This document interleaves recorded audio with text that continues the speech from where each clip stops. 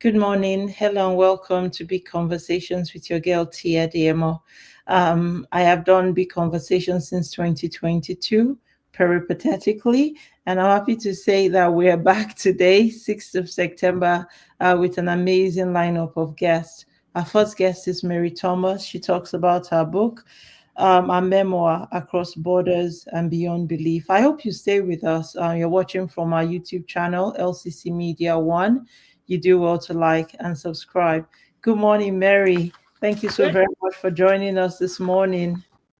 good morning. It's lovely to be here as as one of the speakers instead of being the host. Guest today. It's a guest today. And of course, people who do not really know you may eventually stumble on the fact that you host our candidate forums. You hosted the forums in 21. And then we just recently concluded candidate forums. You were an integral part of that too. So we had to do this. And I thank you so much for everything you do for LCC Media. So we're here today to talk about your book, Mary. And what people do not know is you're a journalist. They may not know that you're a journalist, and they may not know that you've done this for decades. What I didn't know until I read your book was that you're also an amazing writer. And response to your book has generated tears, has generated hugs and embraces. So we want to talk about that book today. We want to talk about that book today. As your memoir moves gracefully between Iran, India, Edmonton, weaving together memories and landscapes. How did the act of writing help you reconcile the worlds and your sense of self in between? But actually, before we even go to that, why did you write this book? Give us a bit of a background into your why you wrote this book. So, right from when I was very young, I admired authors, and I used to always dream of being an author.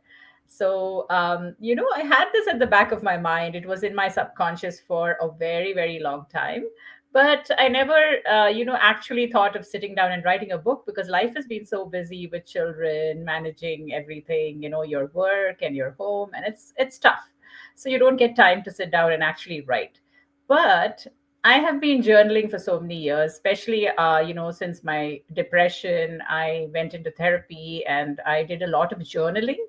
And so my journals and everything that I had written was the actual foundation or the framework for my book. I think it's an extension of my healing from depression and recovery that I finally wrote the book. But however, the main thing that triggered me to write the book was I have a friend who was in hospital and she told me that, she started writing a book about the characters in her ward. And I was like, oh my God, this is so exciting. And so I told her that, I'm going to write a book. Let's see who finishes first.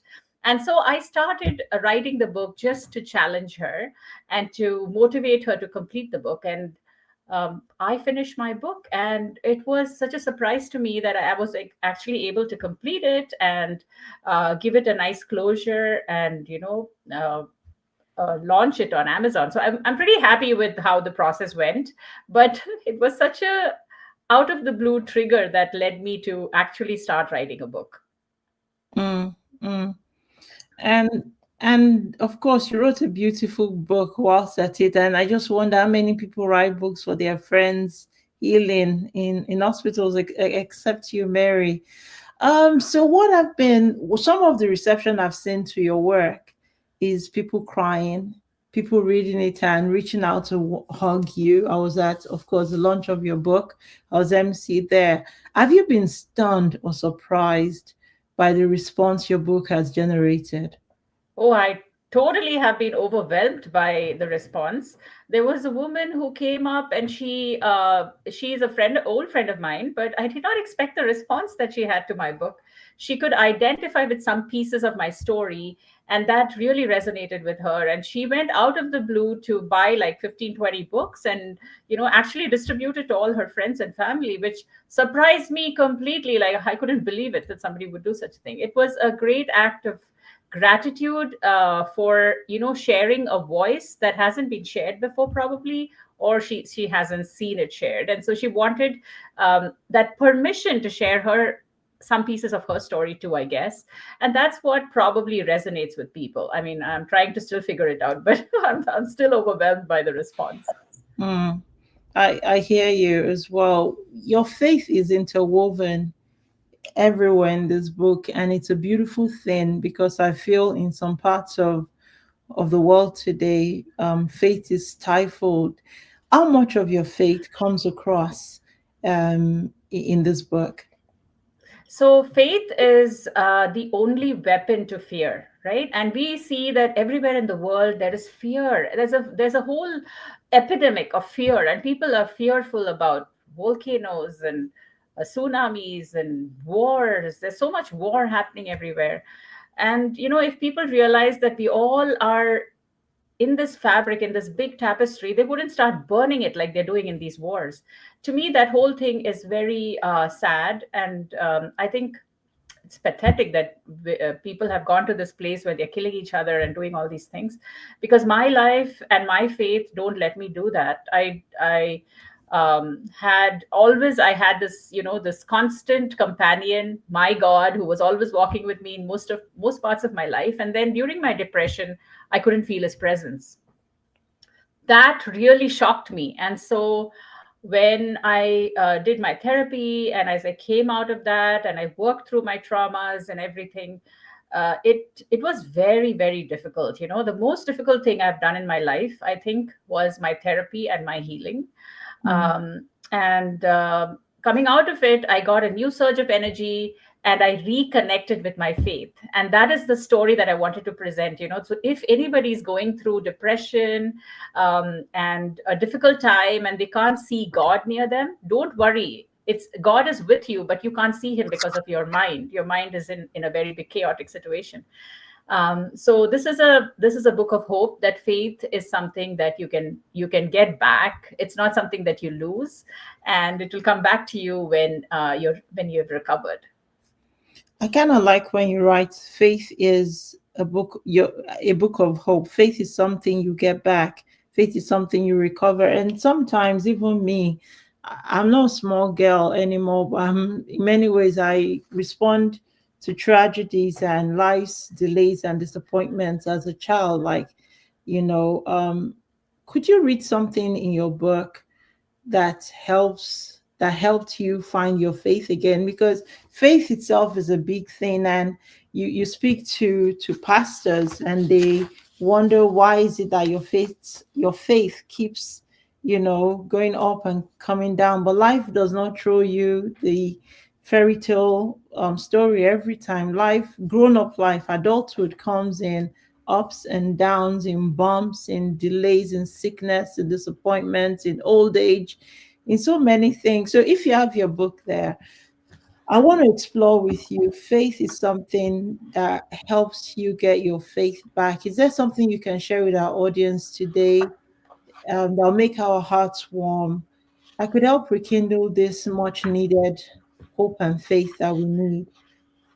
It's difficult to pinpoint exactly where I have written pieces of my faith. um, um,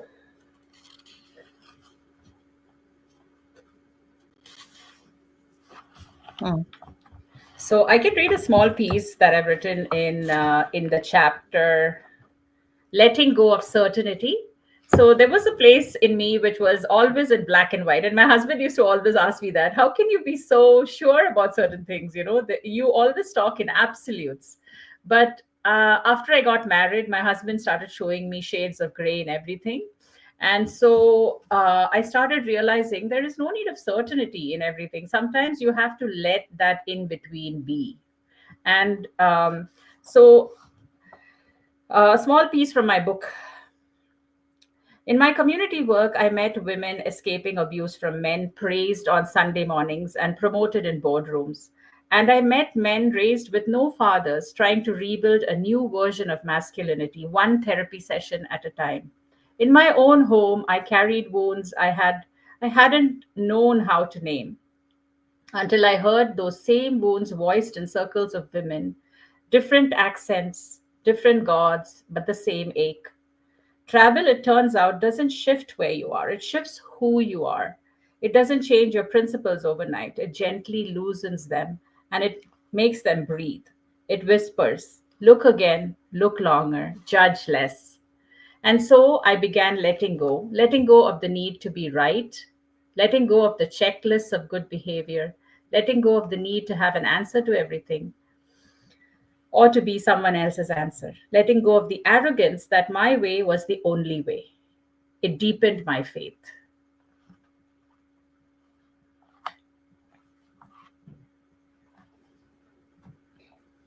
Sorry, I need to mute because I get really fidgety. I let go.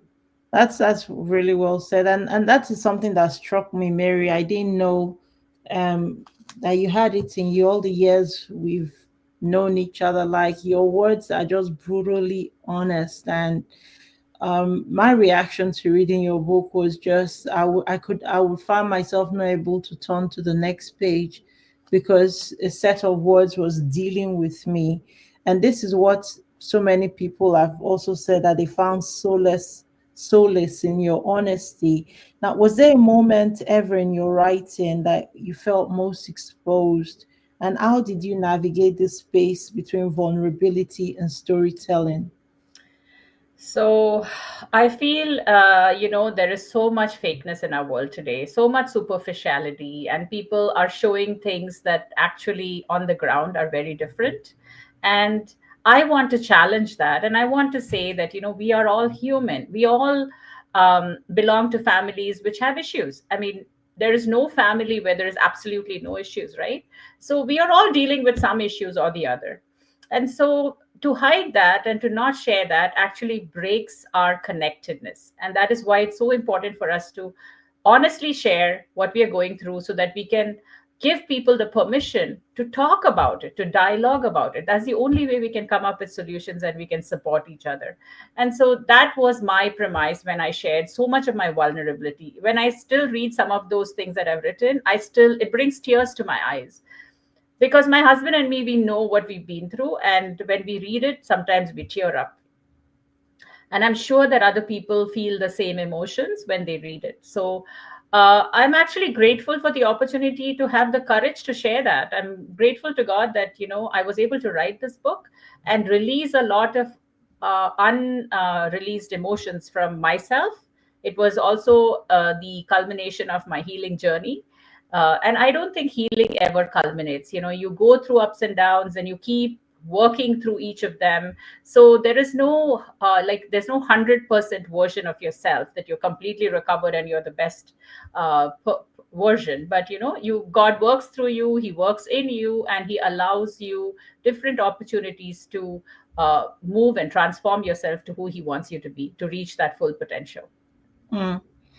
Thank you very much, Mary. That's a beautiful answer. And when you say healing journey, is one that I try to begin with you.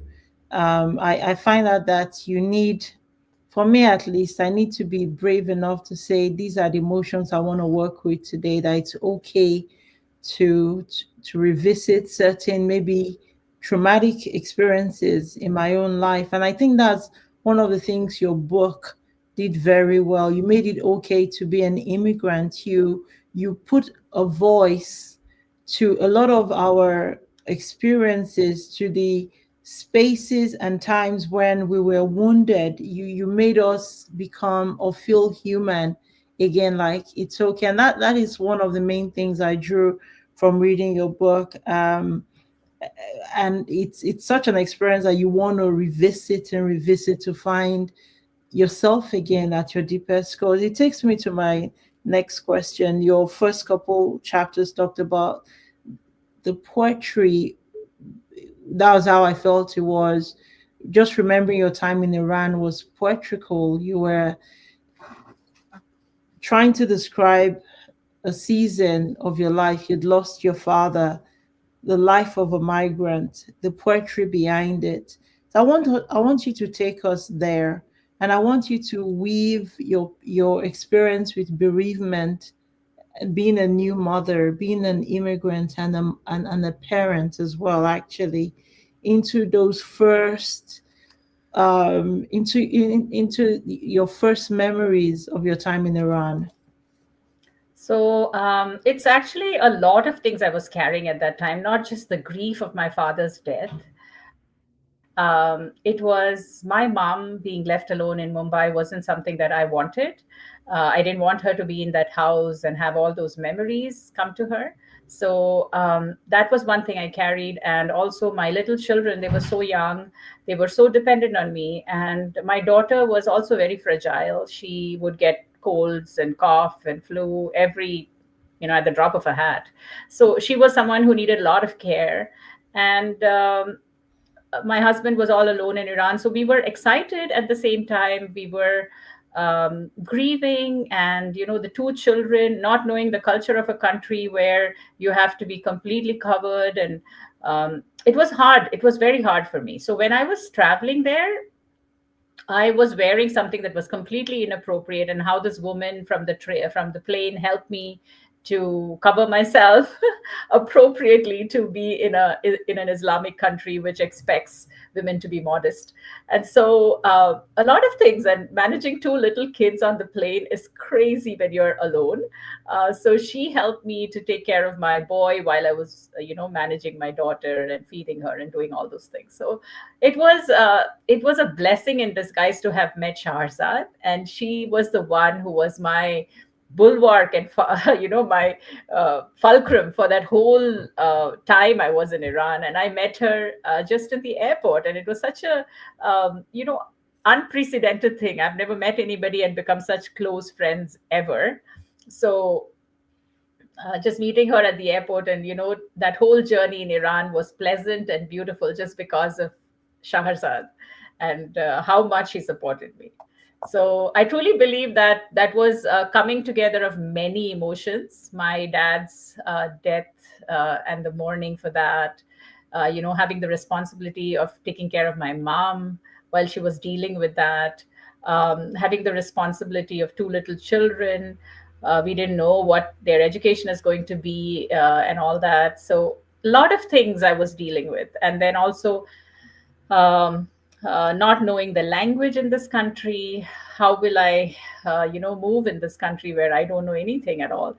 But as we landed there and we kind of settled, I met my husband, and he had a bunch of Indian friends. And we grew our circles there, and I was able to integrate very well. And people of Iran just showed me that doesn't matter what the regime, we can all be happy, and we can all find our own happy. And so when I looked at the women in chadors, I used to initially feel, oh, how sad they have to be always covered like this. But they weren't sad. For them, it was their normal. And they just found a way to enjoy within the confines of all that they were confined by. And so I just found that doesn't matter what the circumstance, you can still be happy. Just like Man's Search for Meaning, the book written about the concentration camps by a psychiatrist. He speaks about people being in the concentration camp and still finding their own happy. So that to me is like such a big thing. That's a gift that we have to find within ourselves, a well of emotion that keeps you always happy, doesn't matter what your circumstance. Mm, mm, that's beautifully said. Mary, before we let you go, could you talk to us about your writing process? So I let my writing flow. I don't actually, many people like to write an outline and they like to define what they're trying to say. But for me, it's a spiritual thing. I think it's about what my soul is trying to speak to the world. And so this book was totally, it just flowed out of me. So every chapter and defining it came after I wrote everything. And then I knew what the message was. It is that pain is your doorway to health. So if Mm, you want to be healthy, you have to experience pain. So don't run away from suffering and pain, because that is the doorway. That is what brings the new transformation and the change in you. yeah, you say that easily because that's what you have become. You're an accomplished author, a writer. But to many people, struggling with a sense of identity, sense of who you are, things don't flow naturally. There, you see what's going on in America, in Trump's America. Yesterday, South Koreans were rounded up in a warehouse or in a factory in Georgia. So belonging is an issue today. I spent nearly 2 decades of my life in the United Kingdom. I carry their passport, but I never felt a sense of belonging. So when you write about belonging, exploring belonging and identity, it means something because your writing, it says it's okay to belong, to feel either you belong here in this space or you don't. So I'd like you to what do you hope your readers, especially those in similar transitions, what do you think they would take away from your writing about belonging, identity, family, and these sort of nuanced ideas? Because they are not nuanced ideas at all. They mean a lot. So, belonging is totally based on the relationships you have. And I don't think it's really related to any place or demographic. So I have realized this when I went to Iran. The people who met me, the people who welcomed me, it was because of them that I had this beautiful connection. And I thoroughly enjoyed the space that I was in. It was not because of the landscape or, the regime was really oppressive, but I didn't feel it because I had beautiful friends who enveloped me with love, care, and there was so much joy in those communications and those conversations. And the same thing happened when I came to Canada. Like when I moved to Fort McMurray, I didn't know anything about living so close to the North Pole. Like I had no idea, and being in such a cold place. But the people around me, they helped us. The first time my daughter fell from the bunk bed and she had to be taken to the hospital, we had friends. I didn't have a vehicle at that time, so we had friends who took us to the hospital. And so it is the people, it is the relationships you make that give you the sense of belonging. It's not the place. Mm, mm. Mary Thomas, you're the author of Across Borders Beyond Beliefs. Where can people find this book? So this book is available on Amazon. Even though I wouldn't really, advertise Amazon, they give me just $8 for the $20 my book costs. So that's daylight robbery according to me. But like if you want to buy the book, I have copies with me. Author copies, they don't charge us much to print it, so it's much more reasonable to buy the book from me. So if you want to get in touch with me, my number is 780-972-7005. And please get in touch with me or email me. I will give you a copy of my book. I'll be very happy to drop it off if you're in Edmonton, and even write you an autograph for yourself. What I'll do, Mary, for you, I'll put your email address at least in the description on YouTube, and people can. It's a must-read book. You got a big girl like me to cry, so it's a beautiful book, and I want to say thank you, Mary, for coming on Big Conversations today. I know we didn't do justice, but we had the conversation. Okay, Across Borders and Beyond Beliefs, written by Mary Thomas. You do well to catch it from her privately or on Amazon. Thank you so much, Mary. Thanks for coming. Thank you. Thank you, Tee, for giving me this opportunity. I'm so blessed to have known you. Thank you. I appreciate you taking the time. So that was Mary, budding author. She tells me that she's written the second iteration of the book, the second volume. If there is any book that brings you back to you, it's Mary's book, and you want to lay your hands on it. And in a world where there's so many different ideas, Mary just makes it okay for you to be you in your skin. And I promise you, if you do not cry or need a hug, we'll give you your money back, because it's such a very beautifully well-crafted book. I could not say any more than that. So thank you very much, Mary. We appreciate your time on Big Conversations. We're going to take a 60-second break. Our next guest is already waiting, Janna Klostermann from the University of Calgary. Don't go away. More of Big Conversations after this.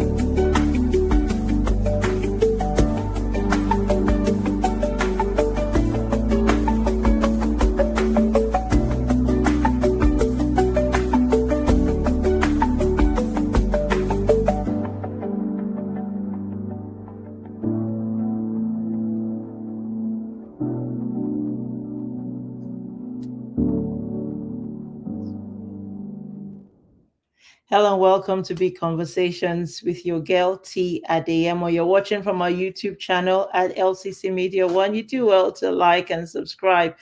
Just before the break was Mary Thomas, the author of Beyond Borders Across Beliefs. Today is about books, politics, and communities. It's getting better actually. We have our next guest, Dr. Klostermann. I hope I pronounced that well, right? She's from the University of Calgary, and she's written a book at the Limits of Care. She joins us now to talk about a book. Good morning, Janna. Okay, let's put her on the stage. Good morning. Good morning, Tee. How's it going? It's going quite well, actually. Do I call you Dr. Klostermann or Janna? Oh, Janna is good. Yeah. So nice of you to join us. Thank you so very much, Janna. Thank you for writing your book and joining the show. Now, for those people who are not up to date with you, how would you introduce yourself? Okay. Yes. I'm currently an assistant professor at the University of Calgary, but I'm a storyteller, a memoir writer, and wrote this book to really explore questions of women in care work. So it was based on research with women in care, and right away someone had suggested you as someone who has your finger on the pulse of these issues or issues facing women in Alberta. So I'm really, really pleased to be here. Absolutely. I thank you so much for that beautiful introduction. And my work comes with a lot of disappointments and delays and denigrations. I had been feeling lately that this women journey is not being taken seriously, because anywhere I go and I say, will you sponsor, will you do this, I kind of feel they're looking at me like this. And meaning what I get at the end of the day is zero support. So right now, I think I trend better with white Caucasian women, and that Black women, Asian women. I don't know. But I thank you for. My heart is to expose issues that we women face, and care is important. But I have not done the research. So let's talk about your book. Oh yeah, and even that image with the or the glasses, it's just such a condescending response, or almost like a way of not letting someone in one bed, or I think we can all or can see what it's like to be on the side of that, and I think even with particularly around the topic of care work, where it's so painful for people trying to access services or trying to get past the front desk to be able to, or off the wait list and onto something. So even that physical posture of it, I think really captures something. I agree with you, because this takes me to my first question. In your research, as you wrote the book, care work is not highly paid for. It's an industry people hardly see, and it affects, I think, the people who do a lot of work most adversely. Money not enough. The work is backbreaking. What did your research? How did your research inform you regarding the women who work in this industry? Yeah, good question.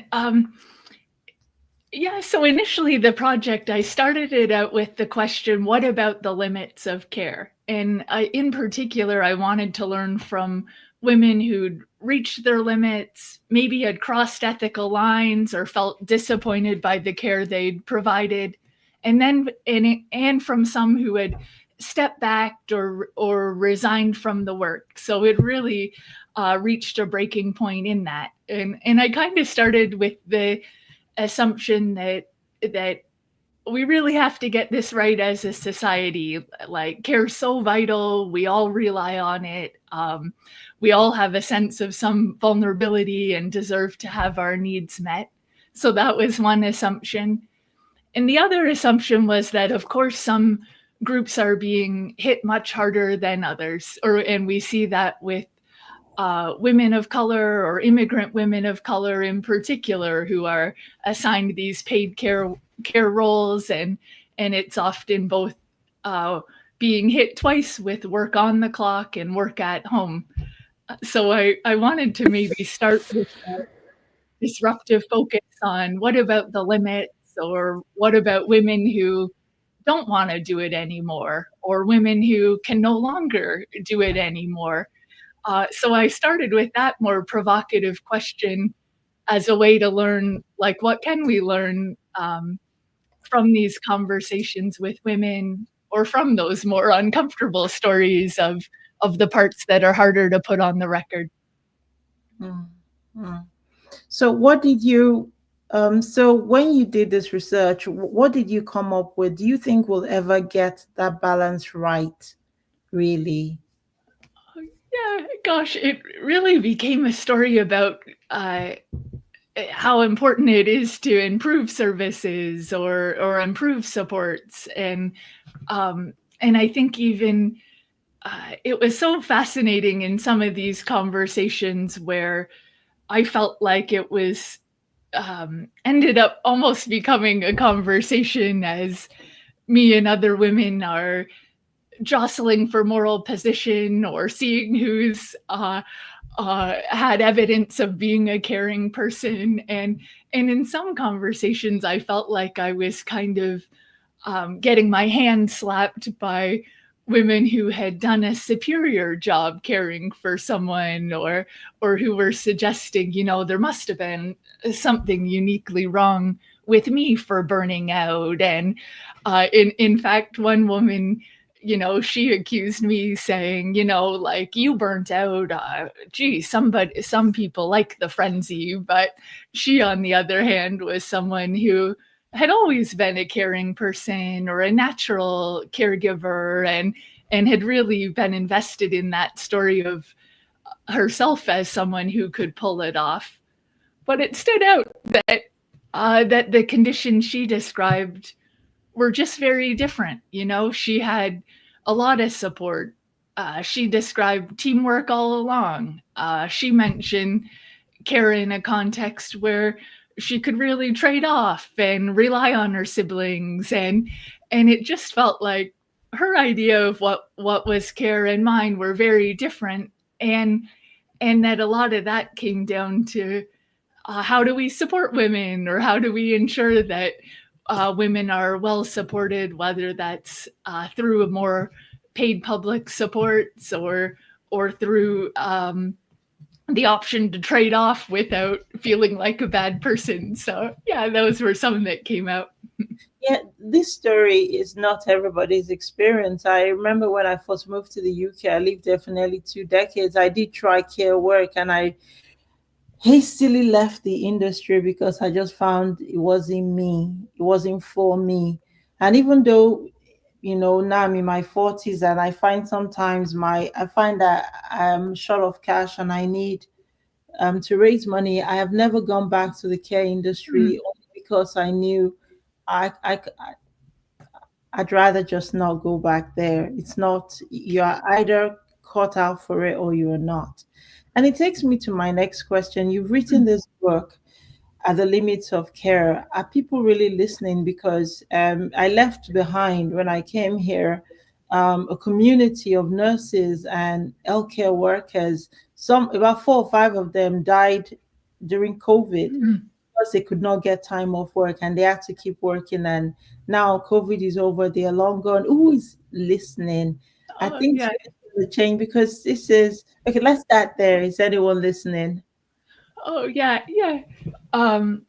Yeah, I think that was even a refrain in some of the research I've conducted recently with women employed in Alberta nursing homes, and often they'd finish by saying it's nice to be listened to, or that even on a public level, it's hard for those stories to circulate, or to really make an impact. So I certainly hear you on that end, and I think that's even yeah, I'm not sure, an important lesson where we all have work that maybe we don't feel most called to, or right away with you realizing, that's not going to be an area that's going to work out. I also really do feel for how hard workers are hit in that sector with like you said, the high death rates, or the high you also see that with the rates of injury or the psychological health hazards that really are worth raising alarms about.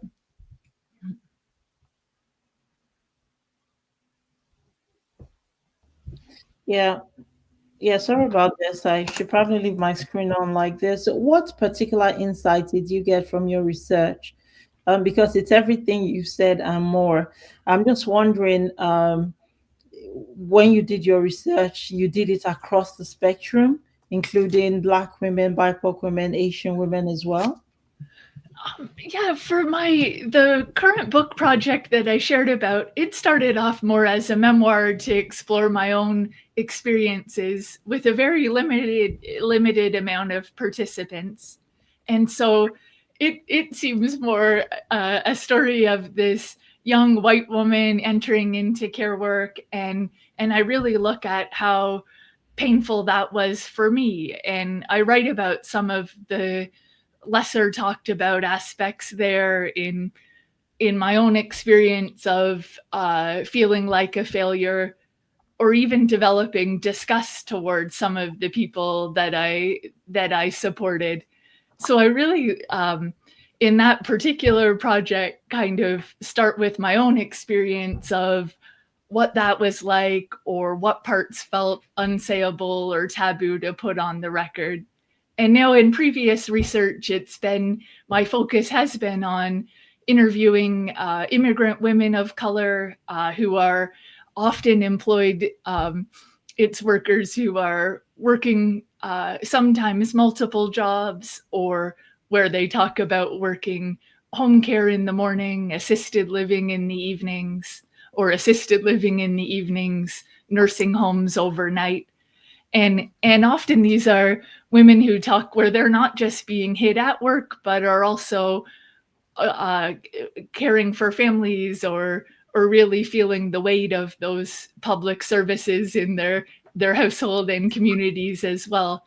And part of what's maybe been different is that I, instead of trying to write about people as though I'm there to dissect them, I really try to learn from people as storytellers, meaning makers, as the ones with insights to offer. I weave together performance stories from these women, and to really take seriously that it's not just that care workers are being hit hard, but they're also developing an analyses of what the work's like, or have really important insights to teach us about things. Thank you very much.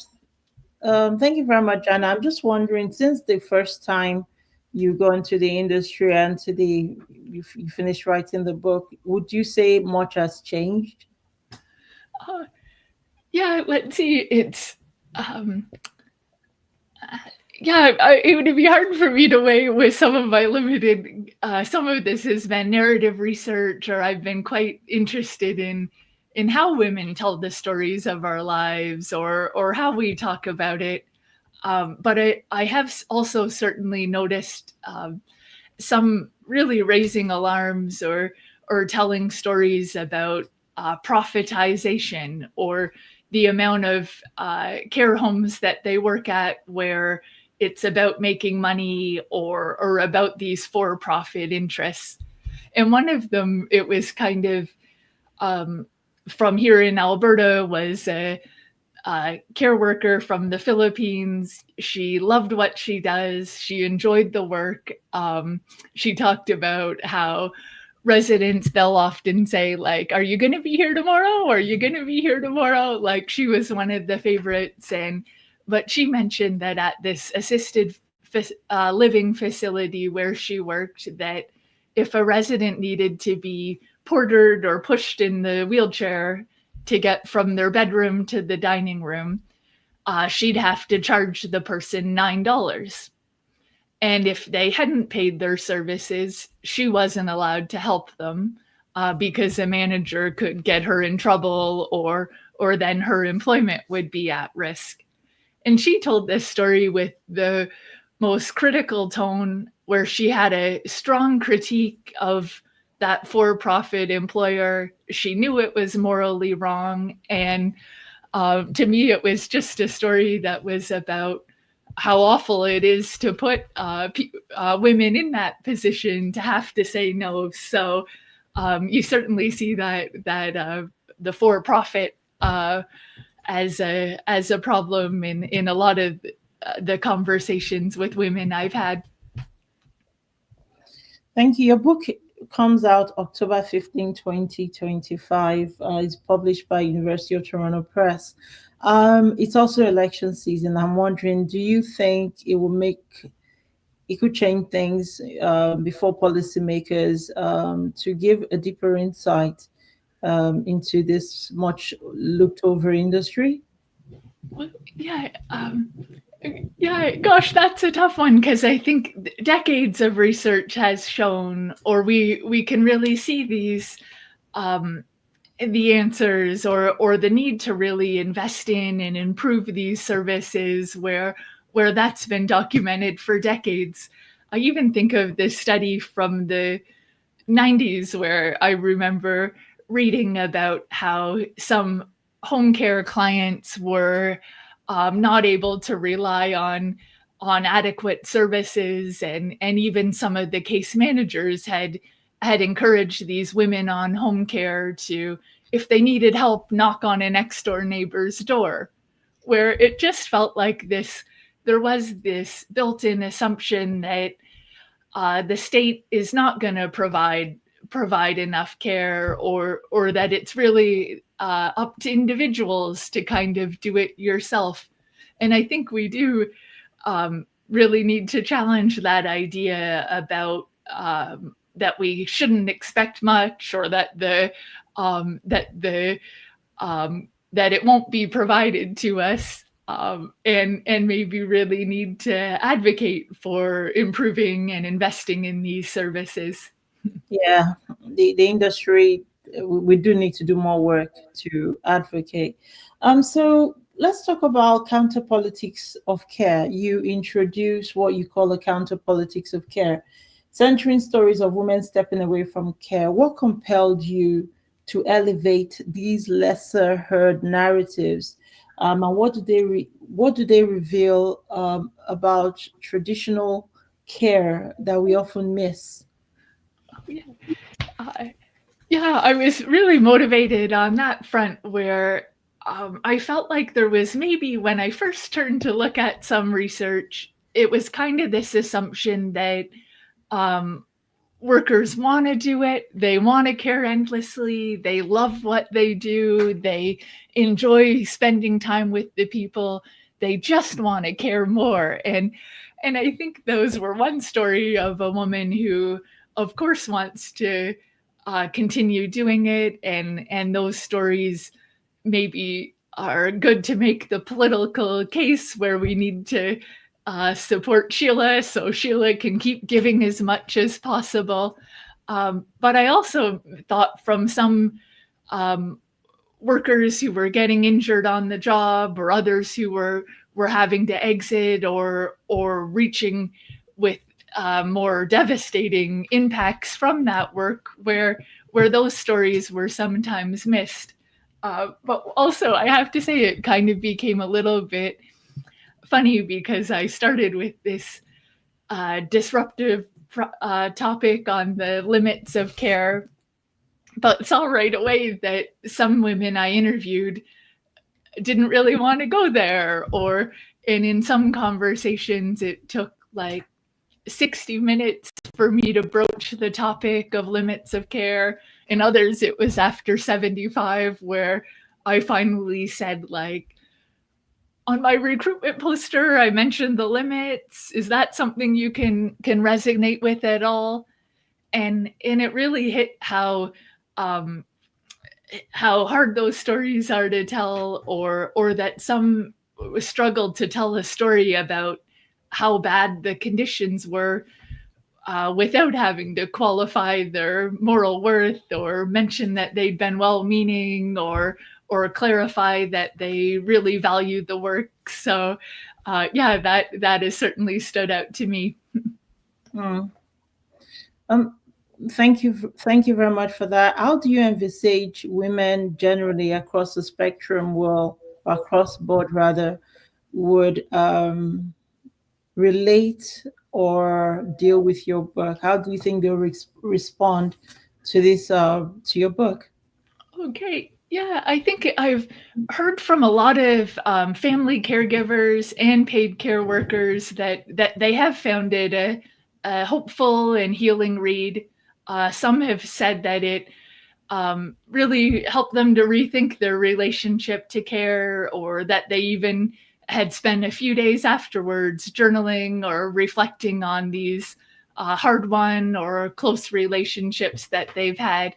And then that isn't just academics; it's often, women who have some have experience in a heavy care work role have really appreciated the chance to kind of reflect on it and learn not just from me as the researcher, but from really considering these different stories of women ages 27 to 78 who worked as nurses and social workers and in other care work roles. Okay. All right. Given that the care industry always feels under attack and under pressure, do you feel your book adds a sense of healing or urgency to a much worked demographic in our community generally?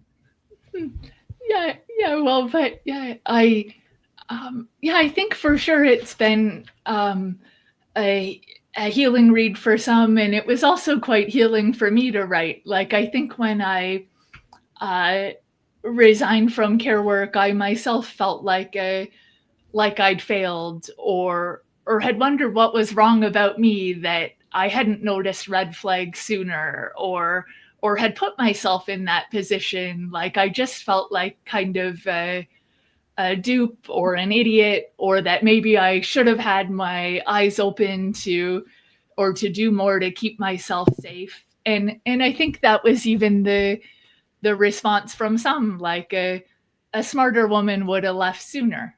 And I remember, or wouldn't have let it get to that. And I can remember some really kind of rude comments from people suggesting that, that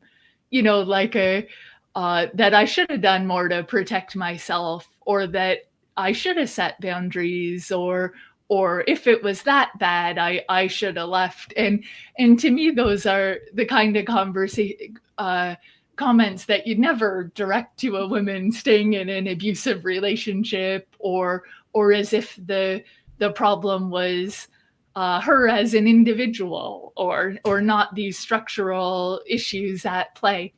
So for me, it was quite healing to learn from other women and to think, oh, how did they forgive themselves, or how did they find ways to move on, or think about their own experience in other ways. And it really felt like a site of healing, as I really noticed a lot of common ground with myself and the other women I interviewed, and found that those conversations, like big conversations, you know the power of them. Like, it felt like, oh, you kind of get somewhere different, or you're seeing yourself in a more compassionate way, or speak to a woman who, oh, they can really feel for you, and you end up really feeling connected.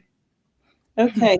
Why is your book particularly timely now? Why should people buy your book? Okay.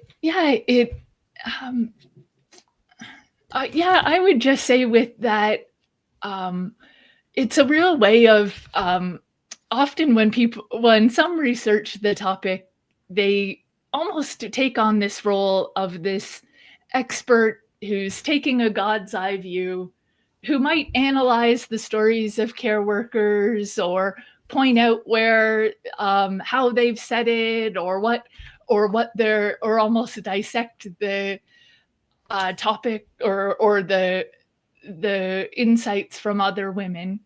And in this one, it's really a very different way of writing, where I've tried to learn with and think with women, to show how I myself am implicated in these systems, and not as someone who's going to notice, look at the comment Judy, a care worker, made, and this as though it's up for grabs to dissect it, but to really try to facilitate conversations where we can learn from women, or put those parts on the record.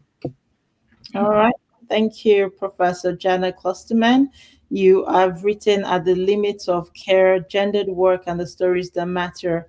It's out October 15, 2025. Before you go, Janna, where can people find the book?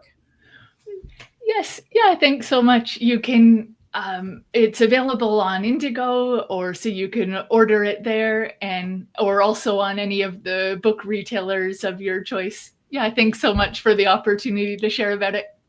All right. Thank you very much, Janna. Thank you. Well, I'll know the best with the book. Oh, yes. Yeah, thank you so much. Bye-bye. So we're going to take a short break. When we come back, we have Edmonton Mayoral Candidate Rahim Jaffer here. Please don't go away. This is a place to be. Big Conversations with Tee.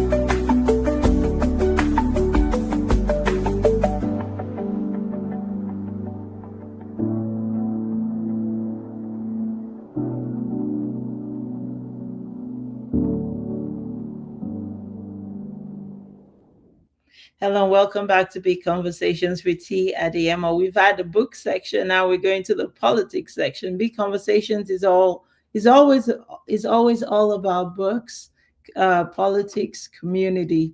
And this is where to have those conversations. Our first guest is Edmonton Mayoral Candidate Rahim Jaffer. He is not new to you. And here he is. Good morning, Rahim. Thank you so very much for doing this. Hi, Tee. Nice to see you again. Yes, and my apologies for the StreamYard link mix up.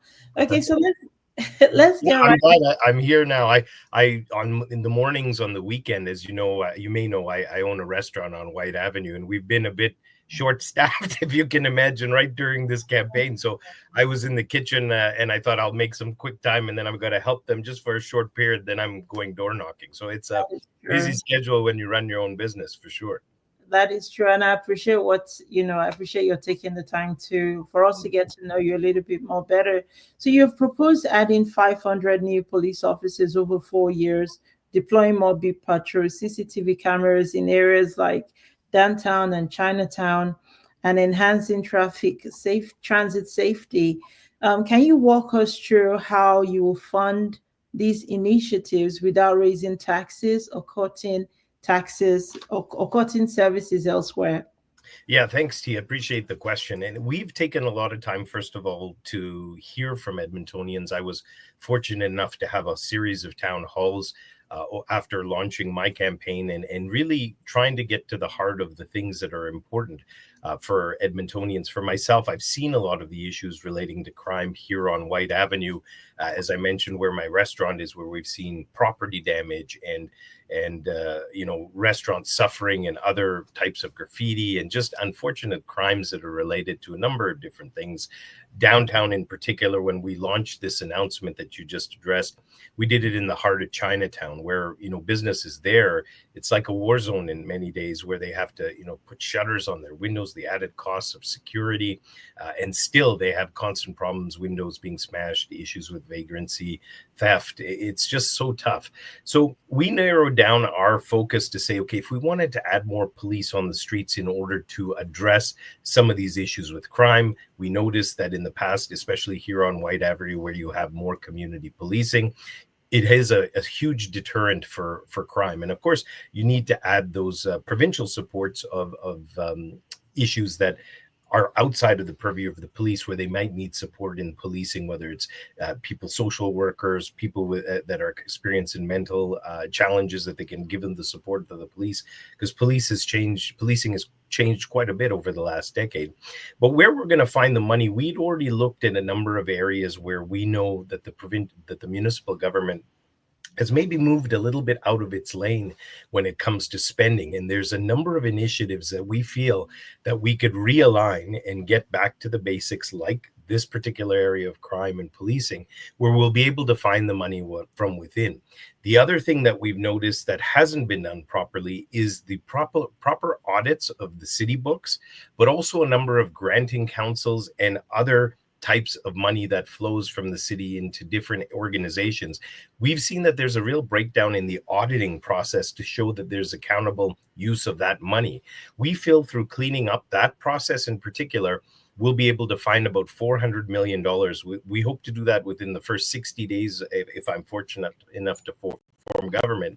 And this particular spending on the police and some of the other items that we've mentioned in our crime and safety Take Back Our Streets plan is only going to cost $60 million over 4 years. So you're looking at about $15 million a year plus some additional training costs, which I feel, just by running things a little bit more efficiently than they have been, we'll be able to recover those monies required to obviously do something that is so important for Edmontonians, especially when it comes to crime and safety. This was one of the top issues we heard from people from across the city. All right. Thank you very much. Your campaign sites emphasize affordability and reset for City Hall, a reset for City Hall. Yeah, polling puts you at around 5%. What specific fiscal strategies will help lower the tax burden whilst delivering on safety, transit, and other services? It's a tough balance. Of course, I can give you the example of running a business here. We've changed a lot of the way we do things over the course of the last number of years that I've been involved here. I have some commercial property on the avenue. I have this retail business, and we're doing a lot more with a lot less, but still not sacrificing our service to the customer or to people in the community. And I think you can take a little bit of that into the operation of the city when you're looking at ways to create value for taxpayers. We can't continue to ask and squeeze taxpayers for property tax. So there's a two-pronged strategy to how to be able to increase the tax base and not have to continue to increase property taxes. One that I've talked about quite a bit is a big concern for me is creating that environment for economic activity here in Edmonton to flourish. I remember when I was fortunate enough to be a member of parliament for almost a dozen years, this city was the energy that the entrepreneur section had was just amazing. It really paralleled no other city. It was in a league of its own, and it always punched above its weight. But what I noticed in the past with the municipal government was able to create an environment for those businesses to succeed, not put more barriers, not put more costs or taxes, but create an environment so those businesses could survive, not just survive, but thrive. Nowadays, they're barely surviving. So we have to create that environment to lower the burden on businesses to attract them here. We've seen a terrible trend of businesses looking to move their operations, in fact, outside of the city limits into other jurisdictions like Leduc and Sherwood Park and Stony Plain. This has got to be, even though we're in a competitive environment, we have to do a better job to attract business here, hence growing the tax base. But also, as I said, by creating the efficiencies, you can still get back to the basic services that Edmontonians deserve, especially for how much they're paying, but also what they expect given the increase in property taxes. There's ways to be able to look for savings, as I mentioned, in areas that the city is currently spending in but shouldn't be, and also better ways to increase the relationship between the provincial government. A lot of what the city does has to have that partnership with the provincial government at the table. And currently, we don't see that happening. And as a result, Edmonton's having to scramble to pay for things that probably it shouldn't be if we had that provincial partner at the table. I'm kind of happy you mentioned the provincial government, and it just segues into my next question. as you've highlighted throughout your campaign, your experience with provincial and federal governments as a key strength. But critics point out to the partisan nature of your background. How will you govern fairly for all Edmontonians should you get this job, regardless of political affiliations?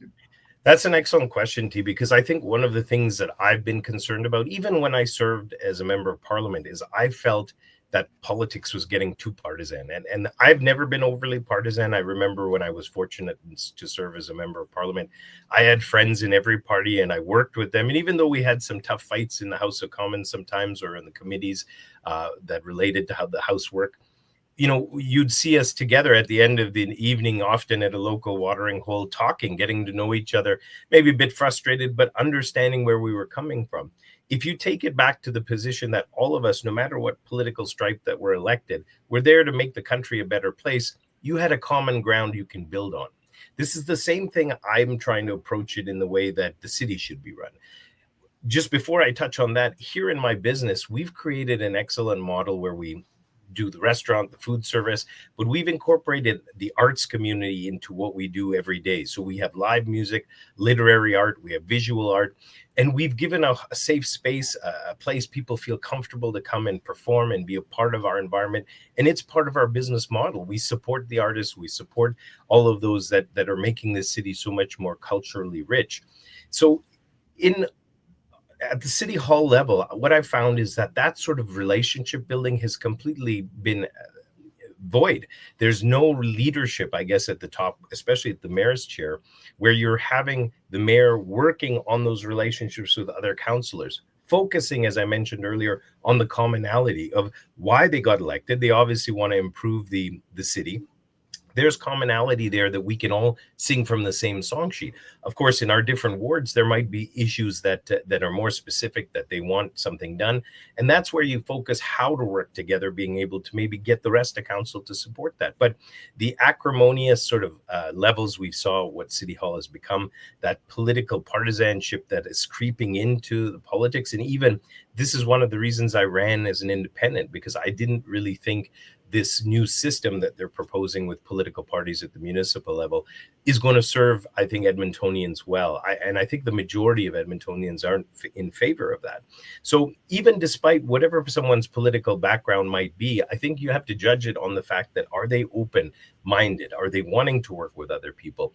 Have they demonstrated that, it's not about partisanship, but about the interests of the taxpayer, interest of Edmontonians? And I believe that's something, even though I think I can draw on my prior political experience in a positive way.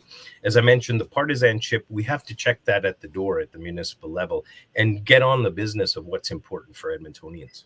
I agree with you. What key points did you get from the town hall meetings that you did at the start of your campaign? I think it was in July. And what will you attack on day one?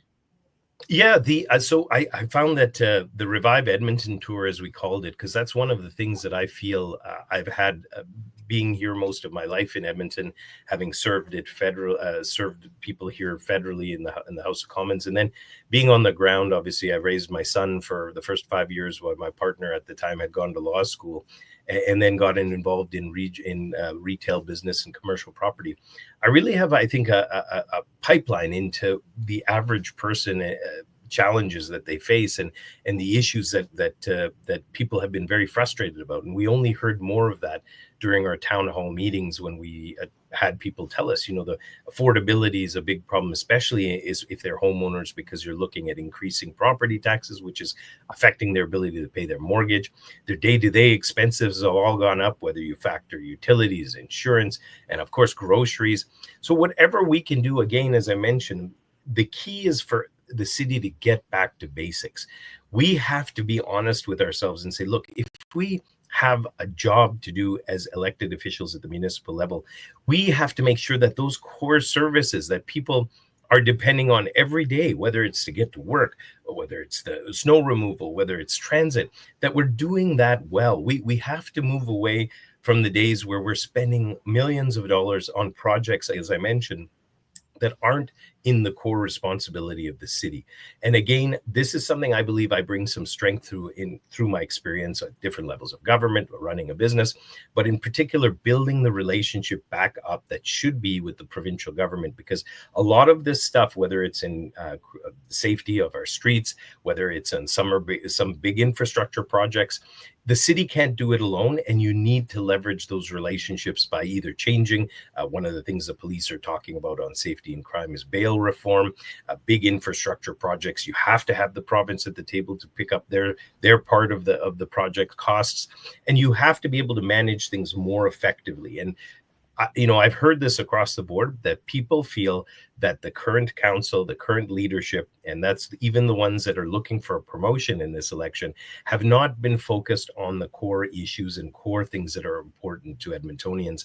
Hence, we have that added budget creep where you're having more pressure to put costs up on existing taxpayers, and you're not attracting that base to come here who want to be here because they're not finding the competitive advantage. We have this automatic advantage right now where we have new Edmontonians, people coming to the city. We have to make sure we create the economic environment for them to succeed when they come here. Otherwise, we're going to have real big problems even on that side. Okay, I can't fault that. Thank you. Now, current polling is from Global News. Current polling places you well behind frontrunners Andrew Knack and Tim Cartmel. If support does not improve significantly, how will you ensure you still can bring about meaningful change for Edmonton? First, do you agree with this polling from Global News? Well, I think the polling is interesting because the one thing, it may show where we're registering currently, and there's still about 6 weeks left, so a lot can happen. But the big numbers that I've seen that have really, I think, given us hope is that undecided voter number. That is something that is amazing in a sense, because when you have these incumbents, and in particular one of the incumbents who spent a fair amount of money in creating a party and been there for 8 years and has tried to move forward, their numbers are not very strong in light of that undecided vote. So really, there's a huge opportunity if you're speaking the right type of direction for the city, and it makes a connection, which I believe we're doing slowly but surely, especially about getting back to the basics of doing what the city should do well. I think that there's lots of room to move up. So, of course, we're going to see different numbers in the polls as we continue on forward. But I think as long as I stay focused on the message that I'm talking about, the message that I know is important to Edmontonians, because of that undecided vote, I think there could be a lot of shifting in the next 6 weeks until we get to the vote. And then, as I said, the first little bit of the focus, whether I'm successful or not, it's important that I hope there's some great people involved in this race. And one of the things we have to remember is whoever is successful, I hope will leverage some of that experience for people who care, who want to see this city improve in some way or another. I hope that the leadership, whoever ends up in council after October 20th, maybe pulls on some of this experience and then gets them involved in some way, because that's the way we can drive forward together. All right, I've just got to ask you, thank you for that, Rahim. I've just got to ask you this question. You've publicly said there are no skeletons in your closet, yet your past includes incidents like a fake radio interview, criminal charges for DUI, and cocaine possessions that was dropped, and some lobbying violations as well. You talked about undecided voters just now. I'm just wondering if this is a sort of thing they're Googling. We also know this happened more than a decade ago. It bears almost no impact to what's going on now. It's not truly headlines. But what lessons did you learn from these incidents, and why should voters trust you now?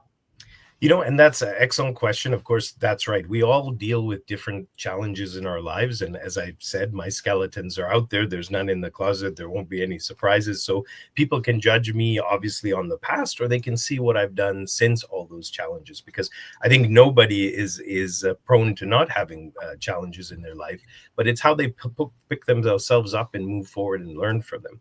My father always said, you're going to have setbacks in your life. And you have to remember, as long as you're focused, as long as you have the right values and you can pick yourself up and dust yourself off and learn from those experiences, then people, I think, can relate to you. And that's what I'm finding, is that, of course, some people have other choices that I might not be their choice, But more and more people have said, it's amazing. You've gone through so much. And a lot of what I had to deal with was public. It affected my family. It obviously continues to affect me, even though some of these things were not necessarily true. But, again, I focus on moving forward. A lot of the people say, you've dealt with the highs, you've dealt with the lows. We need someone with a steady hand who can get through tough times.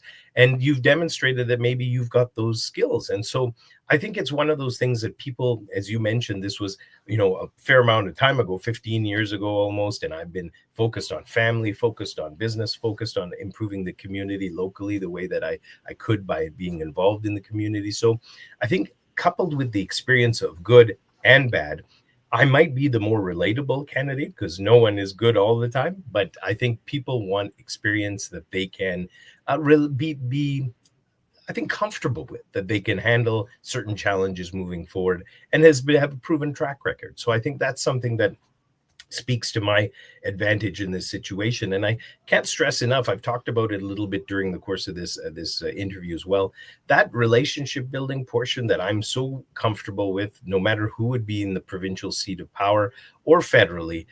The fact that I've negotiated lots of different things during the time that I was in federal government and included that with the municipal level of government, I think gives me a huge advantage in trying to repair some of the damage that has been done over the last decade, in particular with the provincial government here in Edmonton. Mm. Thank you for your honesty there. I kind of like when you say you're the relatable candidate. Takes me to my next question. Obviously, your life has been out there in the open. You've been in federal politics. You were there also for a very long time. You're a father now. You've opened your own restaurant. You're a businessman. You've contributed locally to Whitehab, to where your business is. How have your perspectives on leadership and governance evolved through all these life experiences, and how would that inform the way you, should you get the job, how would that inform the way you work with city council and city administration? So I think obviously there will be some focus that needs to be, depending on the final outcome of who the councillors are, and if we can all get on the same page, which I believe we will be able to, again, with the right leadership, bringing people together and focusing on the things that got us elected to help make this city better. I think there'll be some shifts that need to be often happen when it comes maybe with the vision of the city manager. Does it line up with the new council? Maybe that's somewhere we have to look at, potentially looking at different options. And then working with the bureaucracy in a proactive way. I think a lot of people have felt, because there hasn't been the strong leadership from council, there's an example that political people use, that it's the tail wagging the dog, where because that strength of leadership has not been demonstrated through council or from the mayor to the bureaucracy, there's often in the past little while this vacuum that takes place where bureaucracy sometimes moves in different directions depending on what their interests are, without that clear leadership from the top. So I think it's important, as I said, one of the key things that I hope to do if I'm successful after October 20th is to, first of all, build those relationships with the other councillors, focus on where we can have common ground, and start moving forward from there. Where we know we're going to have challenges and differences, we're going to talk about those, but put them on the side for the first little while we can focus on things we can do together, and then come back around to see how we can work on some of those things that are important to the other council. But it's so important to build those relationships. That same thing has to happen in the bureaucracy. Once we're on the same page, you need to be engaged with the bureaucracy. Show them that your leadership is something that is strong, but you value their work and you want them all to work together in this new focus of what we need to do, which for me, it would be getting back to basics of running a city more efficiently and focused on the responsibilities that are the core for city operations. All right, you talk much more so like a politician, and you command everyone's attention. You have the gift of the gab, and each time I listen to your adverts, I follow your Instagram page. I like what I see. Plus, it looks really nice aesthetically. So you've got 30 seconds to make your pitch. Why should Edmontonians vote for you? Well, and I think I've touched on a little bit throughout our interview. I think I've got the most experience from everything that I've done, from the highs of serving in Parliament to the lows of dealing with personal challenges, for being in the community, raising a son and having a family, and being engaged in Edmonton for the majority of my life. I think I know this city well, and I know its potential. So I'm hoping people might give me the chance to be able to show that and demonstrate how we can do so much better with the right leadership in this city, because we have the talent, we have the potential, we have the energy. This city has always amazed me at how we punch above our weight. So if we create that environment for success, then I think we're going to see some amazing things in this city. I think it's just the beginning, and I'm hoping after October 20th that I could be that leader to bring us to those great opportunities that are coming in the future. All right. You're Rahim Jaffer. You are you're candidate for mayor in the city of Edmonton. I want to say thank you so much for your time today. I appreciate your honesty and your transparency, and the fact that Edmontonians find you relatable. I thank you so very much for the insights you brought on the show today. Thank you, T. And come over to Rooster Kitchen anytime. I'll buy you a chai latte anytime you like. I want a mocha. Okay, we'll do that. Excellent. Thank you so much, T. Awesome. Best of luck, Rahim. Thank you. Okay, bye-bye. Bye. So at 10:50 we have Collins Ugochukwu, and he's already waiting. And 11:15 we have Nicky. Nicky is also already waiting. We're going to take a 60 seconds break. When we come back, we will interview with Dr. Collins. Don't go away.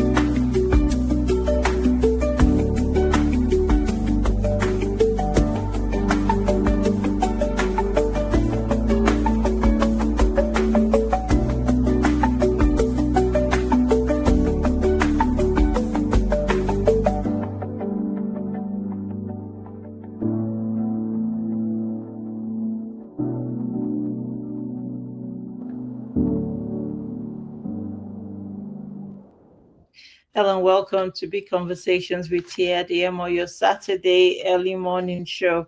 On our scroller is how you can support the show to make us a regular part of your Saturday. We've had our book section, now we've moved into the politics section. That was Rahim Jaffer, candidate for Edmonton Council. I have two powerful gentlemen now. Who is doing an introduction for us, and we have Nicky Gocuan. Nicky's going to come at 11:10. Is that okay, Nicky? All right then. So I'm just going to put you back in the studio, and then we have Dr. Collins. Okay, let's say goodbye for the time being to Nicky. Okay, good morning. Let me do a quick introduction. Dr. Collins, you're a community lead and you're a mentor. I'll bring you back now. 1 second. So YouTube page, LCC Media One, you do well to like and subscribe. Dr. Collins Ugochukwu holds a BSc in biochemistry, MSc in toxicology, and a master's in environmental engineering. He holds a PhD in environmental resources management, and is a graduate certificate in advanced public administration and governance from McGill University. Dr. Ugochukwu is an environmental resource expert, a politician, and a senior public sector leader.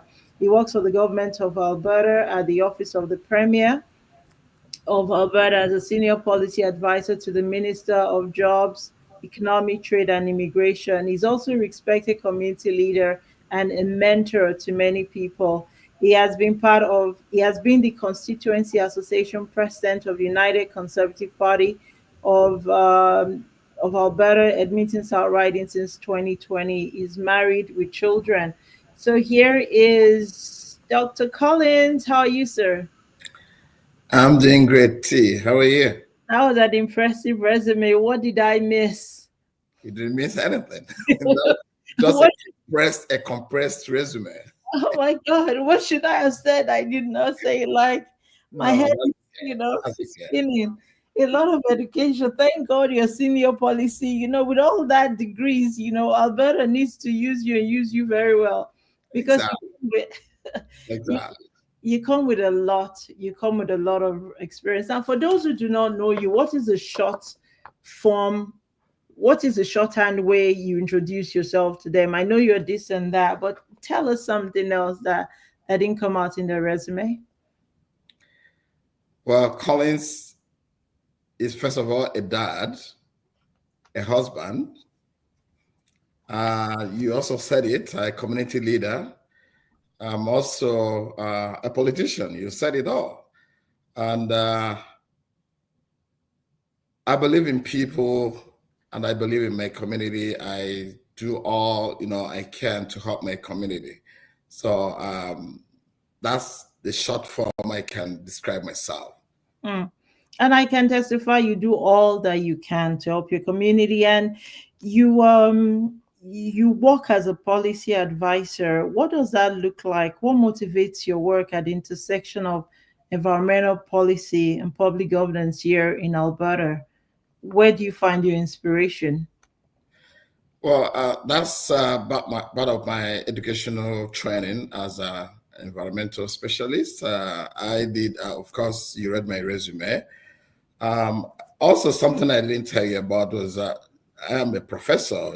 I used to be a professor at the university teaching environmental science, making sure that our environment is clean, and also working with oil companies to ensure that they are, delivering their services in an environmentally friendly manner and also in an ethical manner.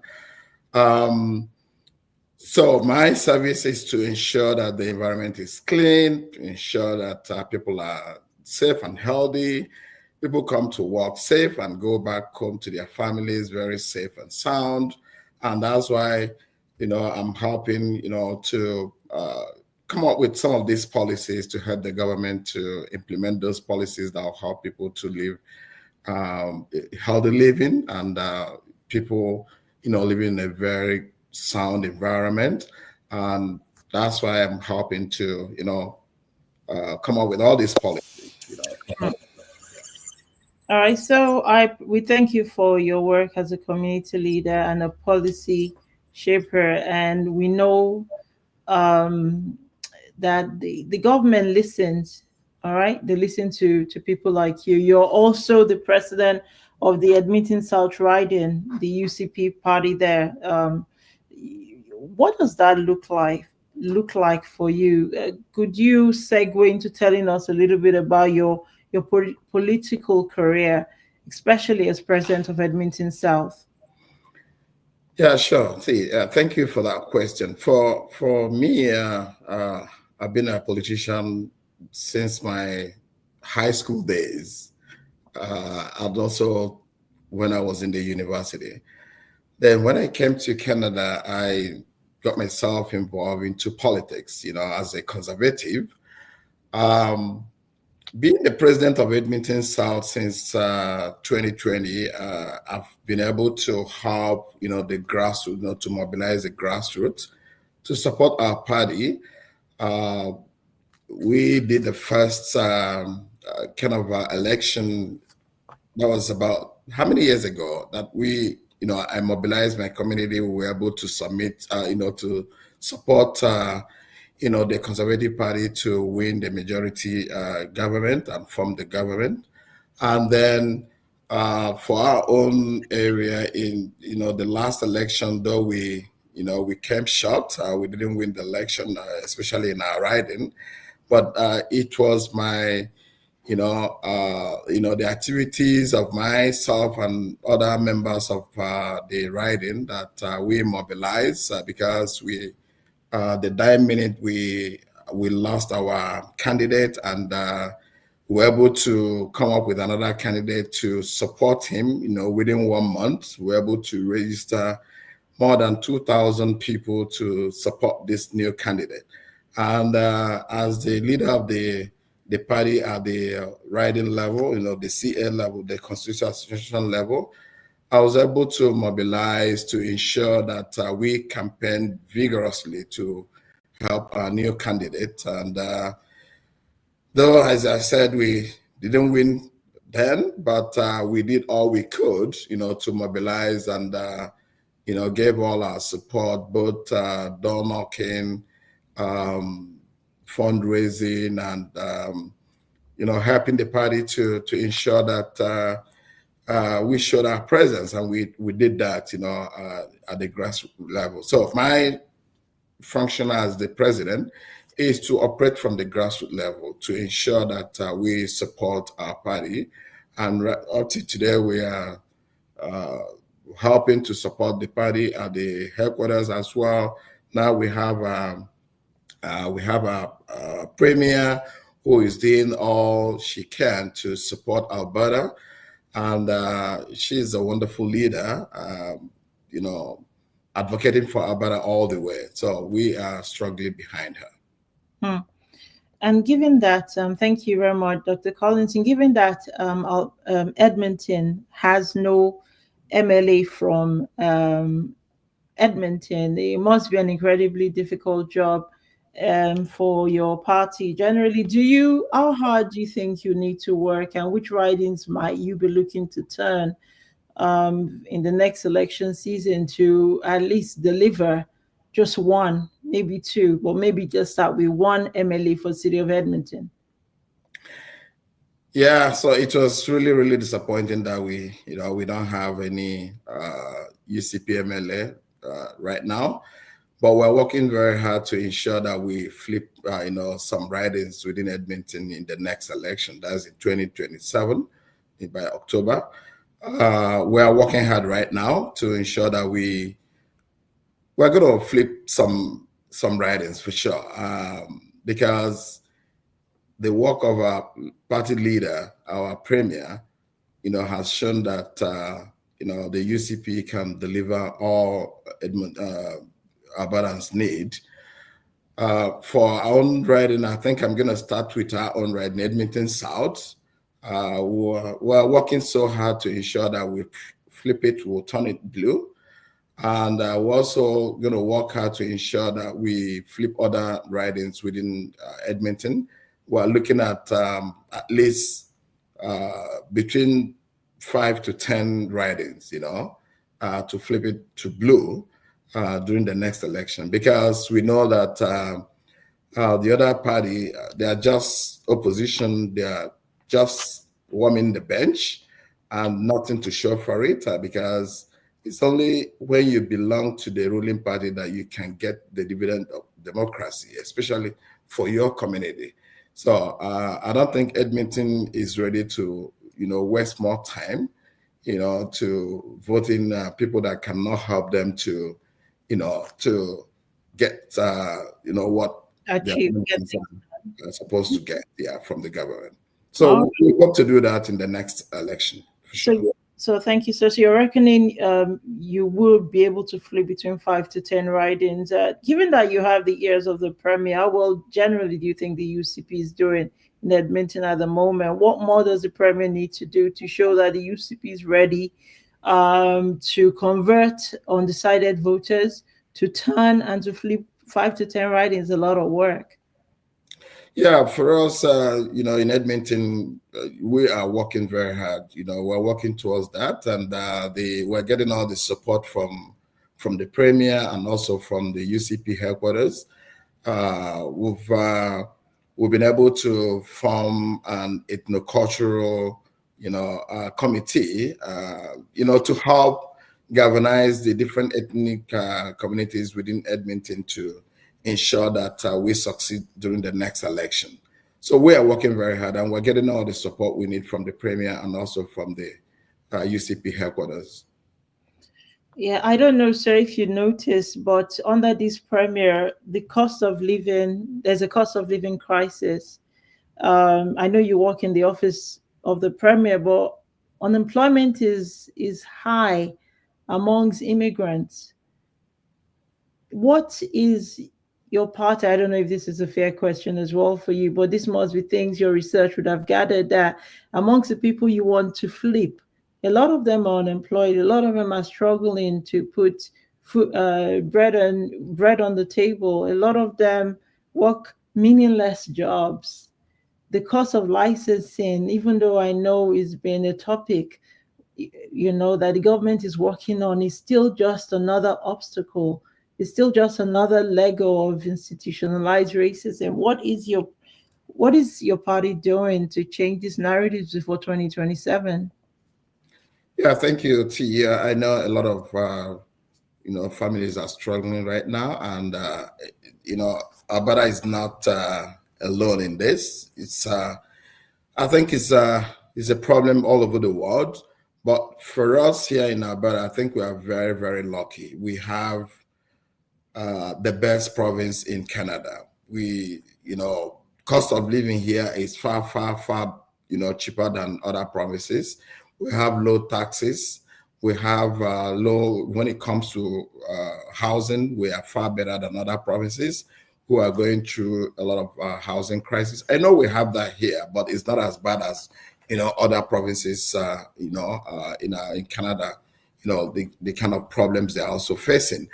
For us here in Alberta, I think we're lucky, and we're doing better than many other provinces when it comes to job. We have a higher percentage of people who are working when you compare us with other provinces. And let me tell you this: on Wednesday, that was September 3rd. The government of Alberta made a big announcement when it comes to, you talked about jobs. So it's the new Alberta job strategy. And this job strategy was launched last Wednesday. And this is going to, get a lot of Albertans, engaged, working, and people can earn, a living wage. And so the government is doing a lot about that. So we're not just keeping quiet, for people to not get, get a job and provide, all the necessary things they need to provide for their families. So the government is working so hard on that. And I know this is not a fair question. Thank you, because you're not here as government spokesperson. I'm just wondering, to flip things in 2027. The lifestyle of people need to be just a bit more agreeable. I mean, in 2027, when people are going to the polls, they will not be comparing their livelihood to Ontario or to Quebec they're not going to say, oh, my colleague, people, rent is better here than in Saskatchewan, for example. If they are struggling here, fortunately, the problem remains starkly subjective, if you get my meaning. And I didn't get this announcement by the Premier. Maybe I did. How long before all this support filtered to single mothers, as in realistic support? People who have been struggling for years to find a decent job. How long before one starts to see this help that you mentioned? Yeah, so right now, the announcement was made on Wednesday, so it's quite early. But what the government is going to be doing is to ensure that we have partners that will help us to start implementing all these, this strategy. And it's going to start as quickly as possible. So this announcement was made by the Minister of Jobs, Economy, Trade and Immigration, Minister Joseph Scow. So that was when that, who made the announcement. It wasn't the Premier.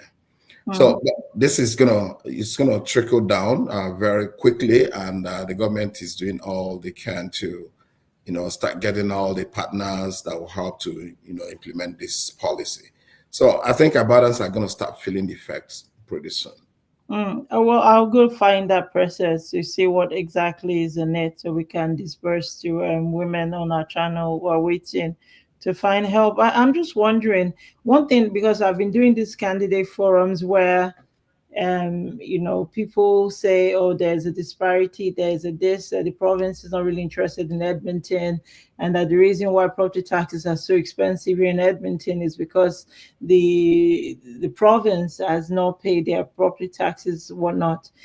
What is your understanding of the relationship between the province and Edmonton generally? Has the province been acting contrary to Edmonton? Yeah, I don't think I'm the best person to answer this question, but I will try a little bit. you know, the province is doing what, you know, it's supposed to do, as you know, when it comes to paying their fair share to the different municipalities. So I don't think I'll be the right person to answer this question. So this is a question maybe the premier should answer, you know, when it comes to relationship I spent a between lot of time. the Yeah, municipalities and the, you know, and the province. So yeah. I'm not in that. Fair enough. And I true that I told you this line of questioning is not fair. You're right to hit me with a book at the end of this. I'm sorry. But That's okay. as an alternative media, I'm just curious. I like to know. And we thank you for your work. I want you to talk to us about the future you see for Edmonton. You're president of Edmonton South. How can people get involved? Are there opportunities at grassroots level, at any level, to turn and to flip Edmonton blue? Yes, thank you, T. And this is the work I've been doing and I continue to do to help, you know, mobilize our people, mobilize Edmontonians, and let them know that, I mean, the UCP is the party, you know, to belong to, because we deliver the, you know, the goodies for Albertans, and we can do that. So, and I wouldn't want Edmonton to be left behind. So it's good for us to tag along and vote as many candidates as possible during the next election in October 2027. And so that all the things we need, and I'll tell you this, because we lack UCP MLAs within Edmonton, most of the community events in Edmonton, we don't find MLAs to attend them. We don't find them, you know, to be here. But if we have UCP MLAs within Edmonton, so it will be easier for us, you know, to promote some of the cultural heritage, you know, in the events we have in Edmonton. Different ethnocultural organizations, they have events here, and we struggle to get some of these MLAs to be here, you know. But if we have our MLAs who are part of our party, you know, the UCP, it will be easier for us to get them. And so I'm encouraging people, Edmontonians, please give us a chance. Give the UCP a chance in 2027, you know, to win some ridings and bring the dividend of democracy within Edmonton. We are talking about building some hospitals, you know, building roads and other things that we need, you know, in Edmonton. So we need to have our own people as MLAs within Edmonton, and we'll be able to advocate for Edmonton. And we're going to get a lot out of it. So I'm appealing to everyone in Edmonton to please vote UCP in 2027. And I'm sure we're working very hard. We're going to flip some of these riders. Thank you. Thank you very much, Dr. Collins. Sir, I kind of like when you make the appeal, because my next question was, do you feel you have Edmonton in the bag already?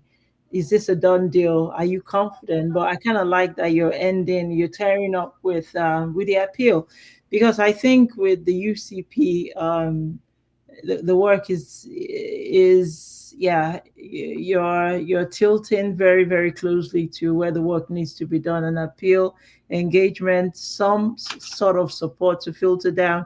I mean, when Minister Madu was there, at least alternative media organizations like LCC Media, we had the benefit of his here. We could complain, we could do this. And he sent one or two adverts our way. Like, there's been zero support from the province, and it's just kind of hard, you know. It's just kind of hard. So I wonder where LCC Media will be next 5 years. I don't know. Takes me to my final question, which is not about media. It's not media related. I know I've dumped a lot on you. I know, I'm sorry. Or I can say, hit me, throw a book at me, you know, use the water hose. You know, I'm sorry, but I've got to ask you, what is your vision? What is your hope as a party leader for 2027?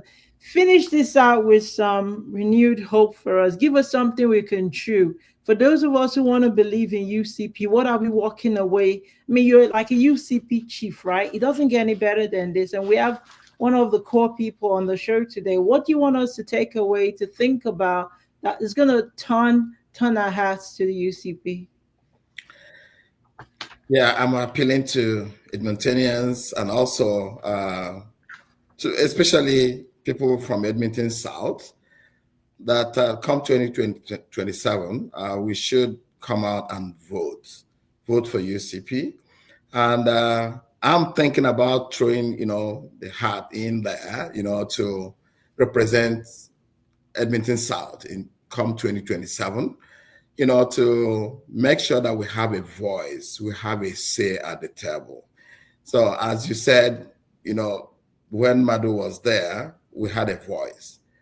But right now, Edmonton doesn't have a voice.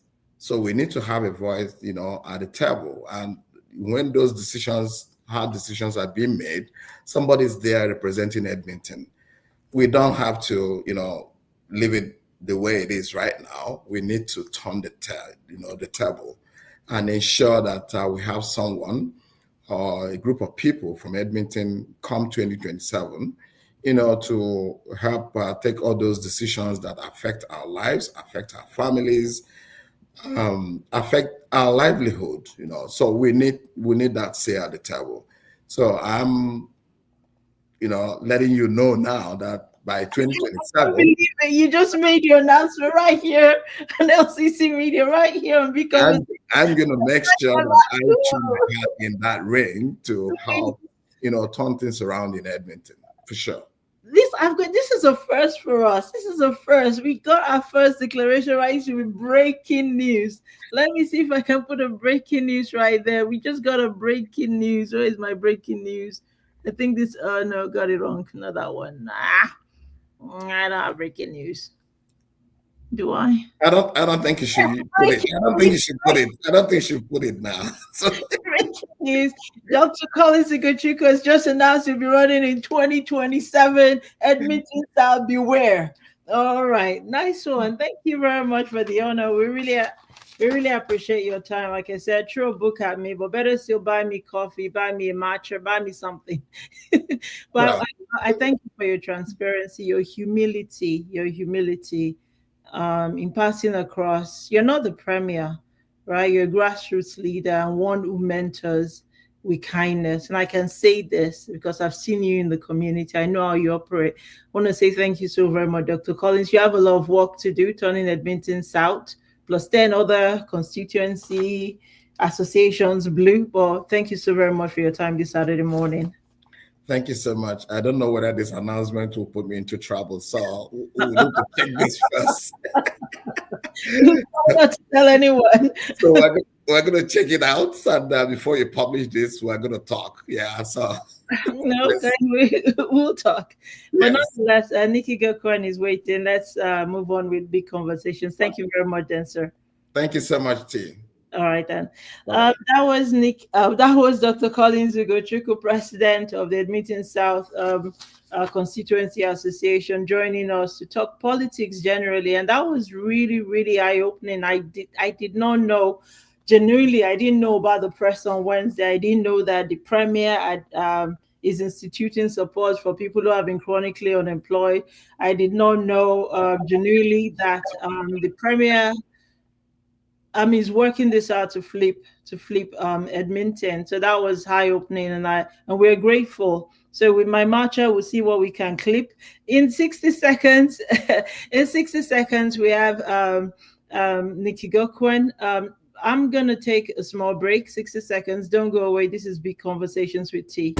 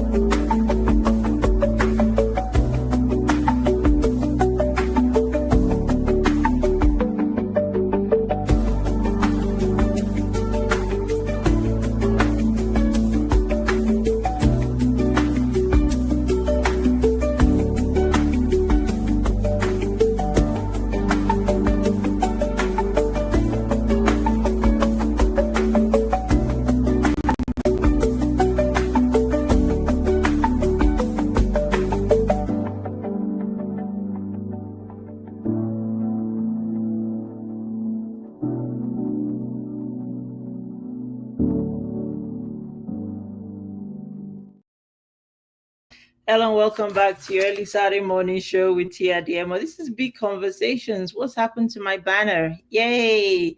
This is Big Conversations with Tee Adeyemo. He's a candidate for Ward Nakota Isga, formerly Ward 1, Nicky Gocuan, and he joins us now to tell us more. Hello, Nicky. How are you? Good morning, T. Happy Saturday to everyone. I hope everyone's enjoying this fine Saturday. I hope so too. I hope so. And I want to say thank you. I know you've been waiting there for 20 minutes whilst we did the Collins conversation. I think this is better. Yeah. So let's talk about when you go door knocking, Nicky.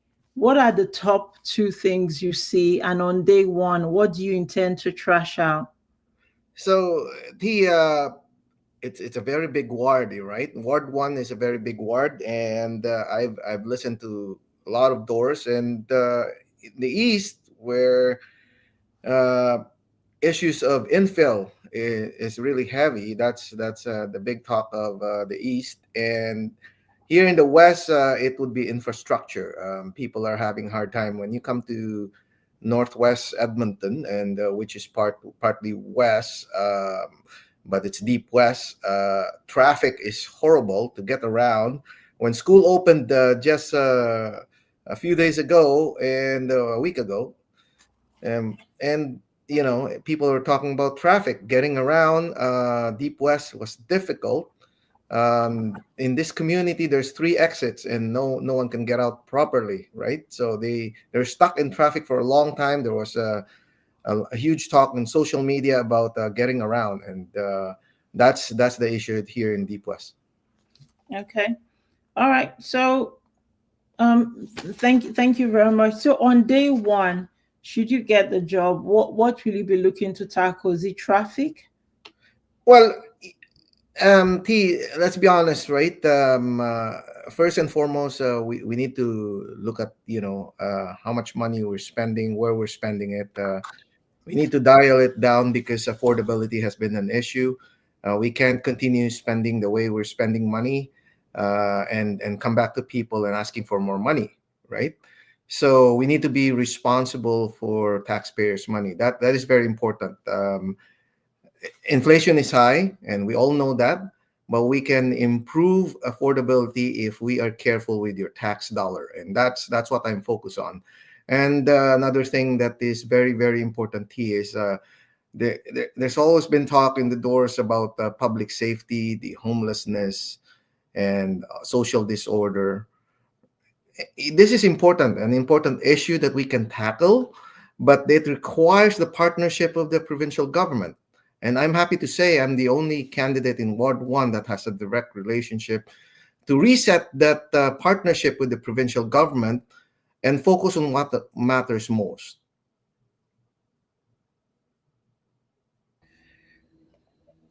Thank you very much. You on your website, there's a lot about crime, public safety, and crime, and now you just talked about resetting relationship between the province and municipal government. What assurances are you able to give people here and now that you're staying away from partisan politics, that your relationship with the premier and the UCP government will not come into municipal politics? You know, it's important that we focus on the policies and not party lines, right? To me, what's most important is what I've heard from the doors, and I'll focus on that work. Municipal politics, you know, although there are parties that exist right now, that's why I don't run under a party, because I'm listening to people. It's very important to listen to the issues that people are facing, and let's focus on those policies that will improve the lives of people. Okay, I agree. Let's keep it simple. Now, one of the policies that will improve the lives of people is property tax, and we know in Edmonton today is escalated disproportionately with a projected 6.1% increase in property tax in 25 and 3.48 billion budget. What measures will you take to improve efficiency without compromising core services like snow removal, transit, and waste collection? Well, let's be fair, T. Okay, I know the city administration came back asking for $100 million in snow removal, right? And it was not given to them by council. I understand what was given was $70 million. Correct me if I'm wrong, but that's what I have. And so we need to take a closer look at that. Is it really necessary to spend $100 million on snow removal? And if it is, then we should dial in the numbers and look at the numbers closely. Yeah, it makes sense. Then we'll have to make it happen. If we can spend 100 million or borrow $100 million on bike lanes, why can't we do $100 million on snow removal, right? All right. So where would you find savings specifically? Snow removals, bike lanes. Are there any more, are you looking at any more spaces in which we can find these efficiencies? Yes, T. We have to dial in and then go line by line, as I've said, right? It is important to go line by line on what has been spent, right? And what is necessary and not necessary. We have a lot of pet projects in the city, and let's focus on what matters most. When I say what matters most, is this a now or a future one, right? Is this a need or a want? We need to identify those first, and then let's if it's a want, then we can postpone it, right? We don't need to spend $100 million now on bike infrastructure. I don't believe that's a necessity right now. What's necessarily important right now is the basic services that people expect out of the city, which is snow removal, your lawn cut, right, your road maintenance, right, and those are things that are very important. Okay, thank you very much. Infill has been a big problem across all wards across Edmonton generally. How will you balance preserving neighborhood character with the need to add diverse housing and also improve affordability? It is a very complicated problem, do you think? Yes, I'll be very honest. It's a complex problem, T. Okay, but again, infill. I'm not against infill. Okay, I'm against a balanced approach to infill. I'm for a balanced approach to infill. Sorry, I'm for a balanced approach to infill, and we need to listen to the communities that have infill in them, and why are we creating infill without parking? Why not with parking? So these are conversations that I've heard from the doors. Generally, they're not against infill. What they're against is that we're creating eight plexes or multiplexes, and there's no parking. And just recently, there was a post that I saw in one of the communities. The homeowner cannot move, cannot get out because there was a truck in the way. And why is this happening in mature neighborhoods?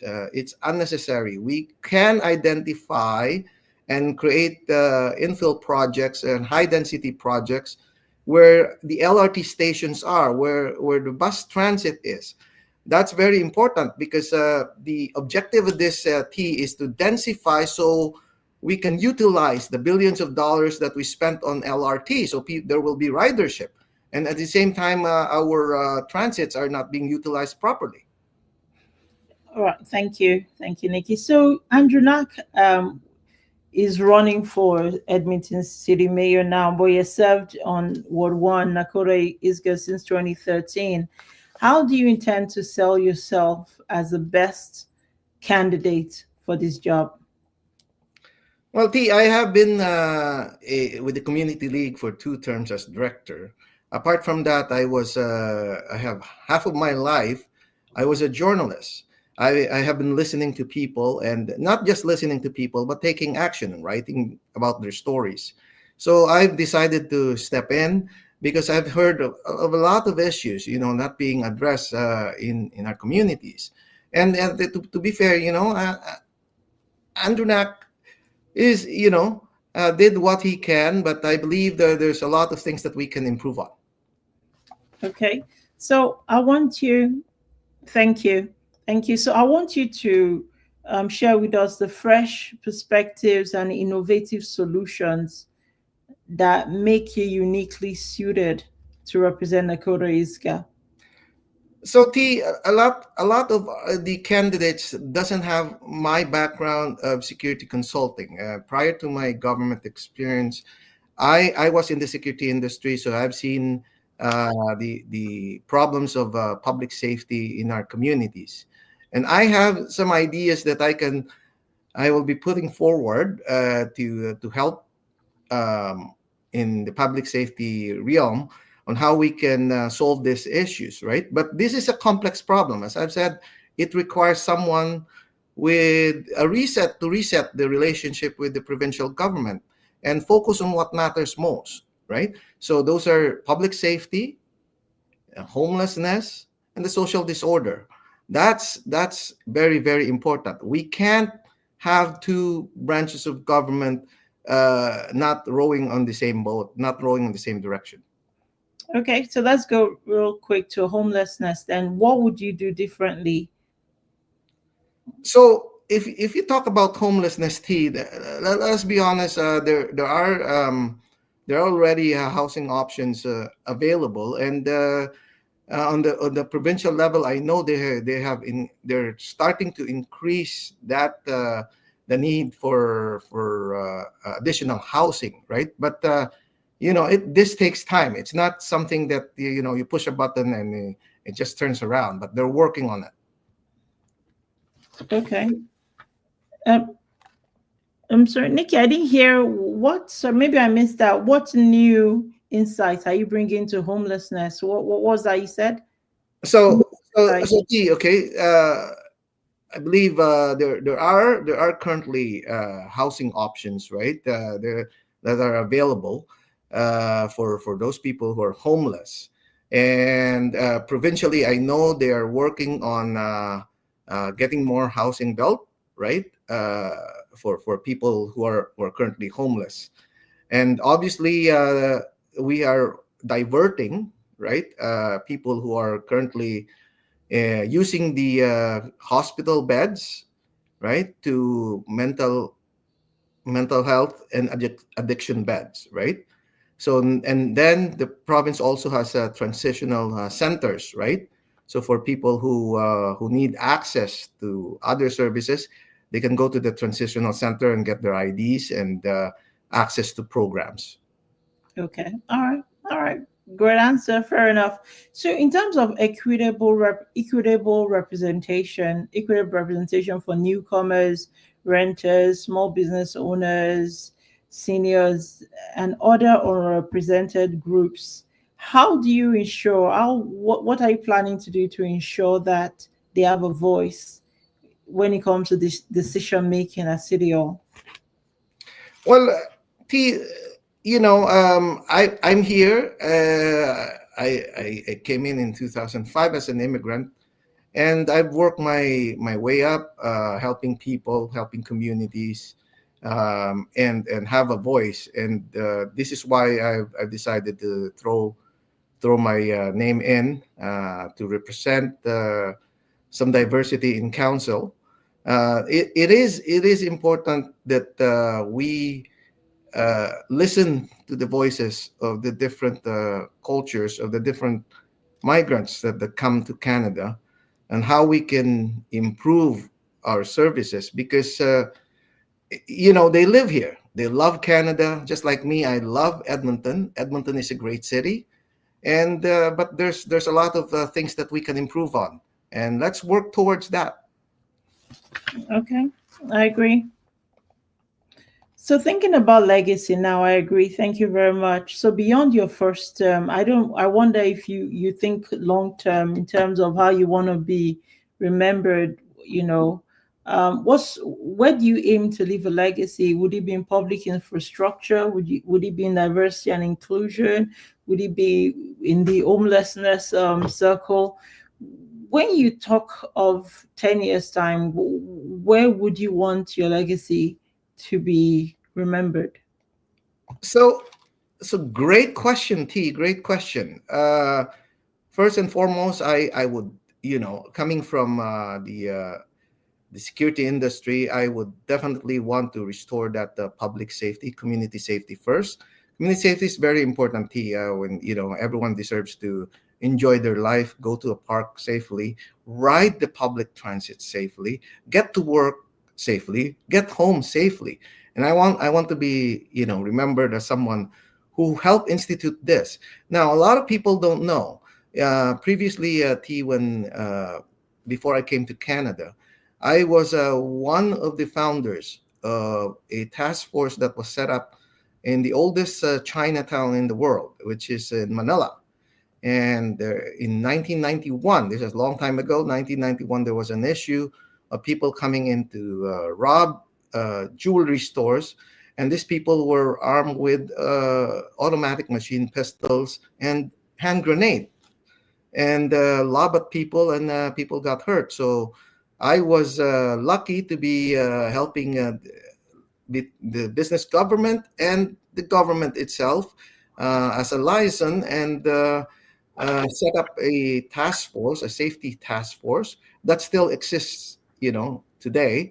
And it's been quiet since we set this up. There was one attempt, and after that attempt of another robbery, and it all quiet down because they know we're serious in fighting crime. Okay, beautiful. Thank you. Well answered. I've got to ask you this question. Troy Pavlek is a blogger, and he's saying that you wore a Dodge T-shirt, which sparked criticism. And as we all know, it was in a deleted Instagram post. You appeared wearing a shirt referencing Elon Musk's Department of Government Efficiency. And Troy here thought you were attempting to communicate something. And my question is, how do you intend to improve your communication? And I don't even know if this is true though, what could you have been trying to communicate for someone pursuing political office? This is from Troy Pavlek's blog.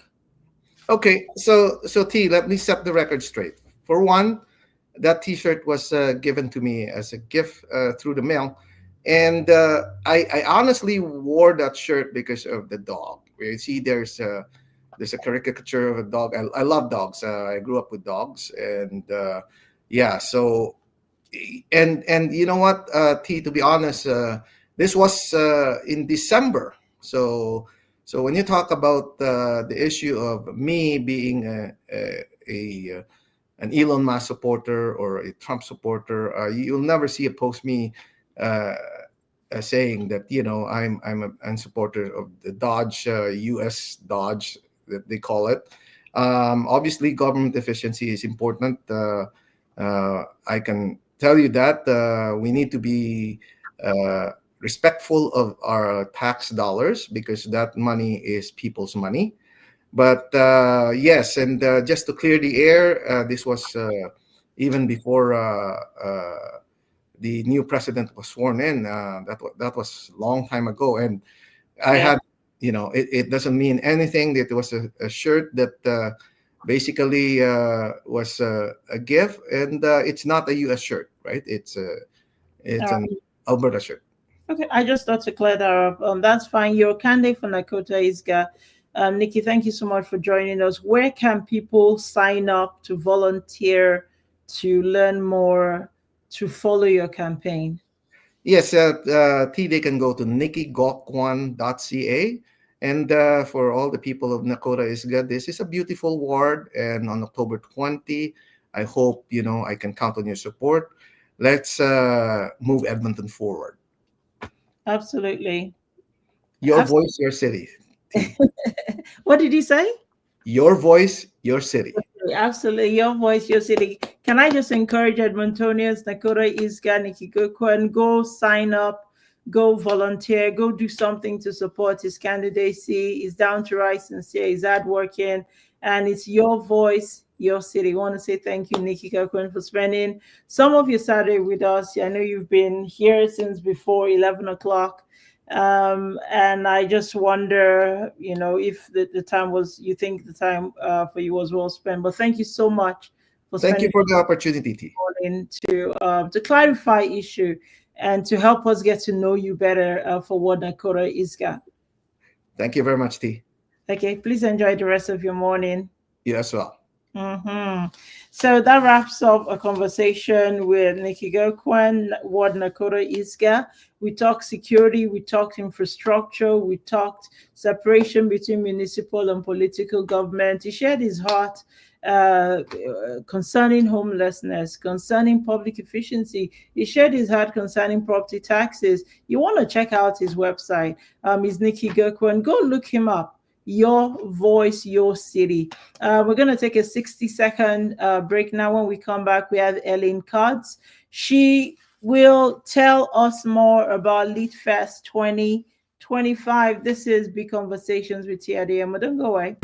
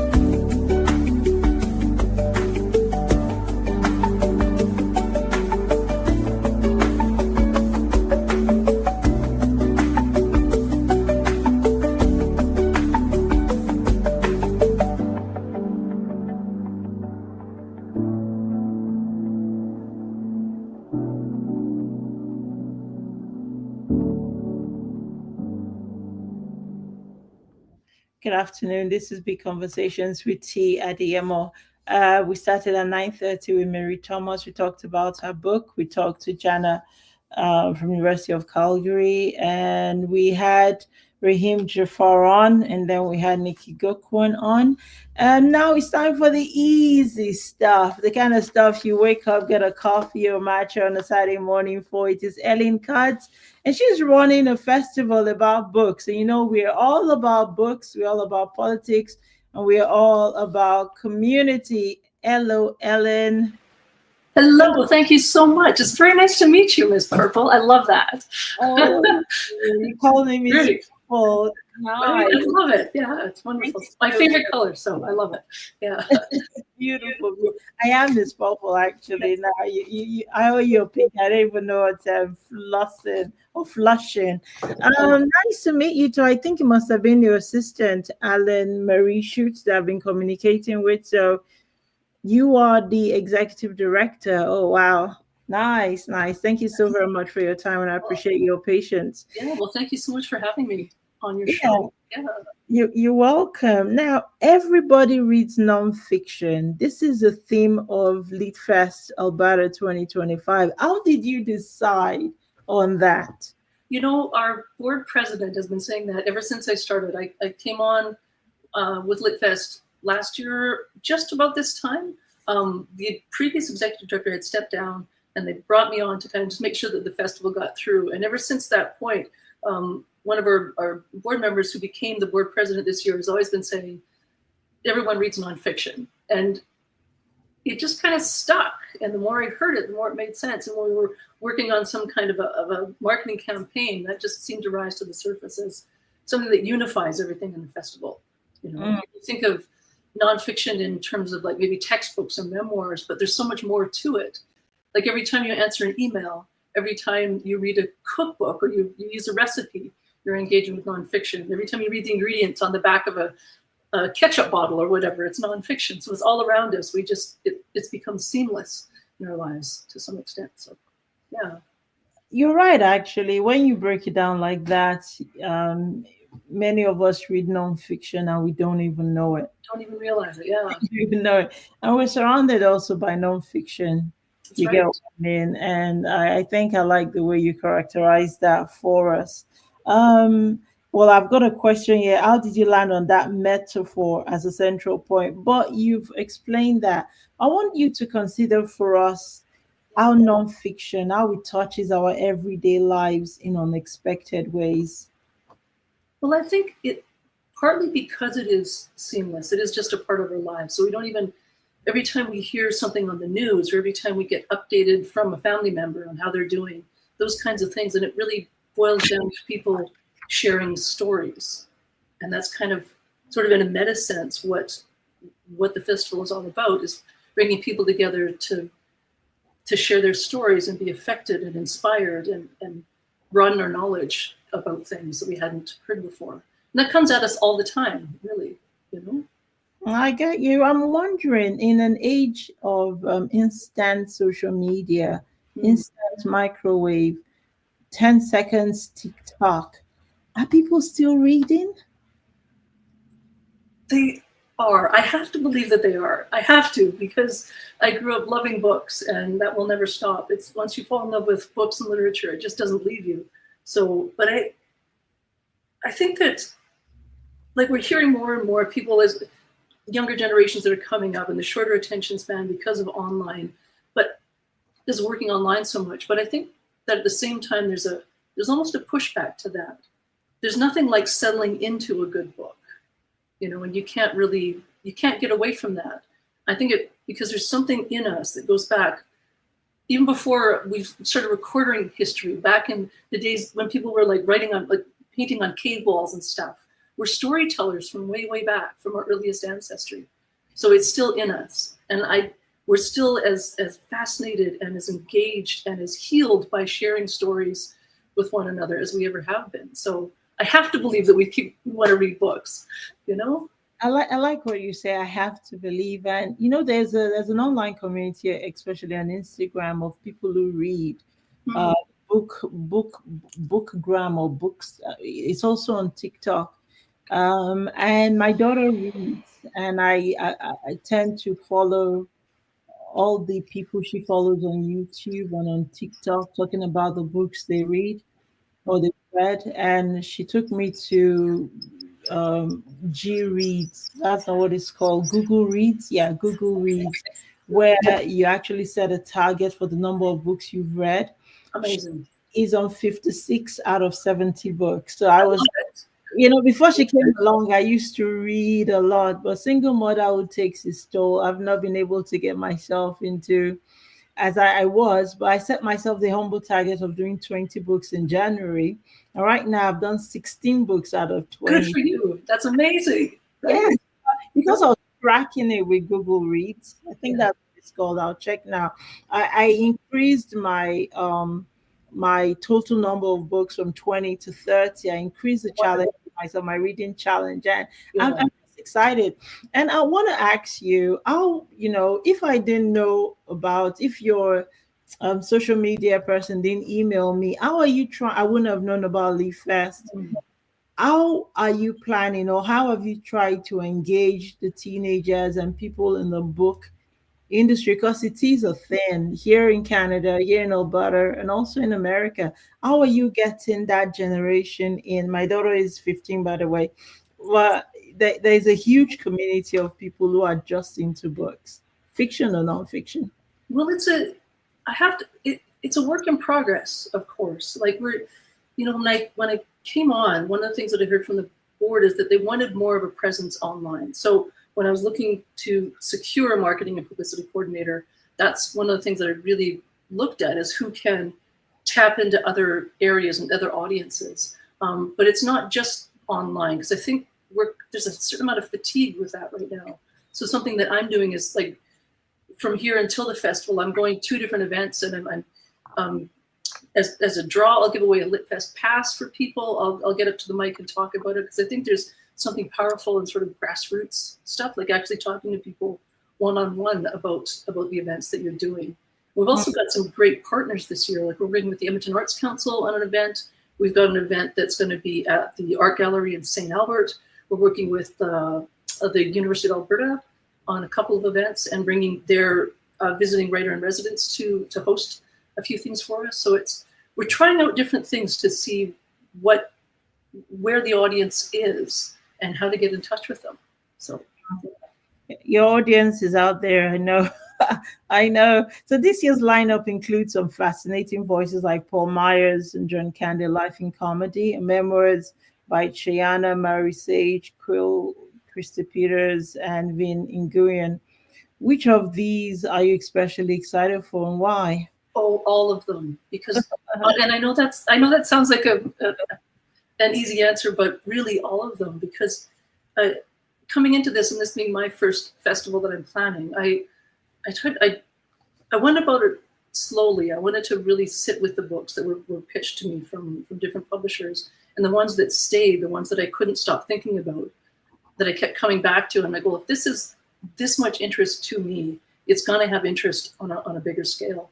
And I feel very lucky for the lineup we've got. I can't wait to hear each one of those authors present their stories, because they're so different. Their perspectives are so different. What they have to say is so different. And to bring all of those voices together, I think is what makes LitFest a beautiful experience. I can't wait. You get to be influenced, and you get to hear from so many different people telling so many different stories, you know. I'm here for it. I am right. I am too. Totally here for it. For it. I can't wait. Now, tell us about the writing workshop with poet Amber Dawn. What makes it stand out? Amber Dawn is she's one of my personal favorites out in the poetry community. And I have many of those, but she stands out because she's an activist and an excellent poet.